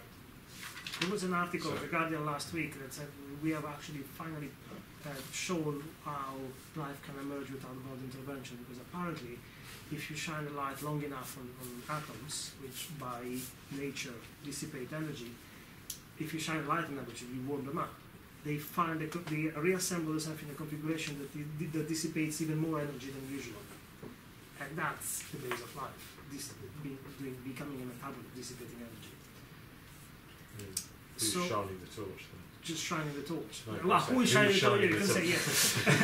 But you can always go back like that. Yeah, You know, yeah, the famous why question versus Yeah, our yeah. question. But if you only play with ours, and this is what we are doing here, you just throw all these house going around happily and fully on this surface. They find ways to combine, and then they stick together. And when you got enough, you got an agency who is designing, speaking, running around, causing riot. So what to do is being decided as it's being done. Yes. Basically, And this is where it becomes very, very interesting. I made an example earlier about an assemblage, a very physical one that the Picasso's bull's head.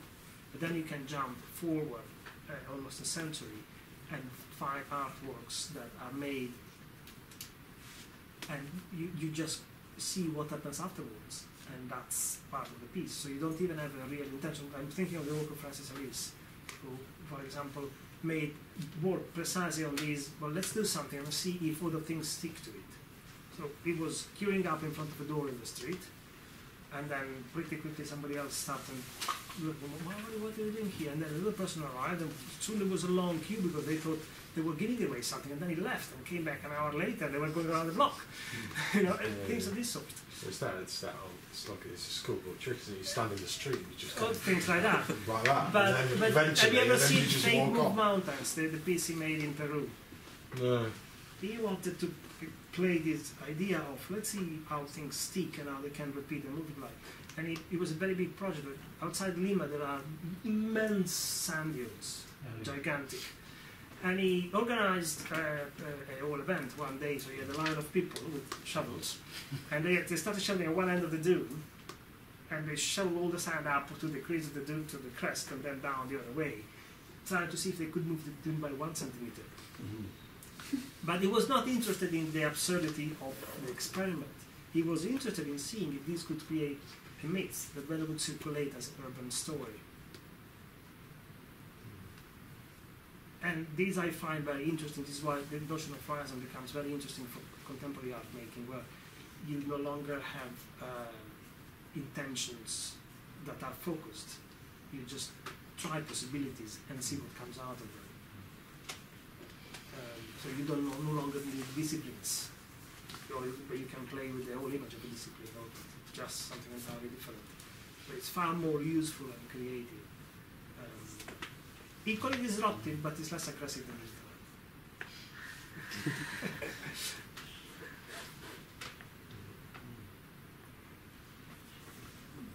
Because the most efficient systems are the ones that regulate themselves, aren't they? Absolutely.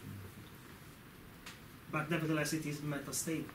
You know, if some perturbation strong enough arrives, it might change and reconfigure itself according to the most efficient form of dissipation can follow.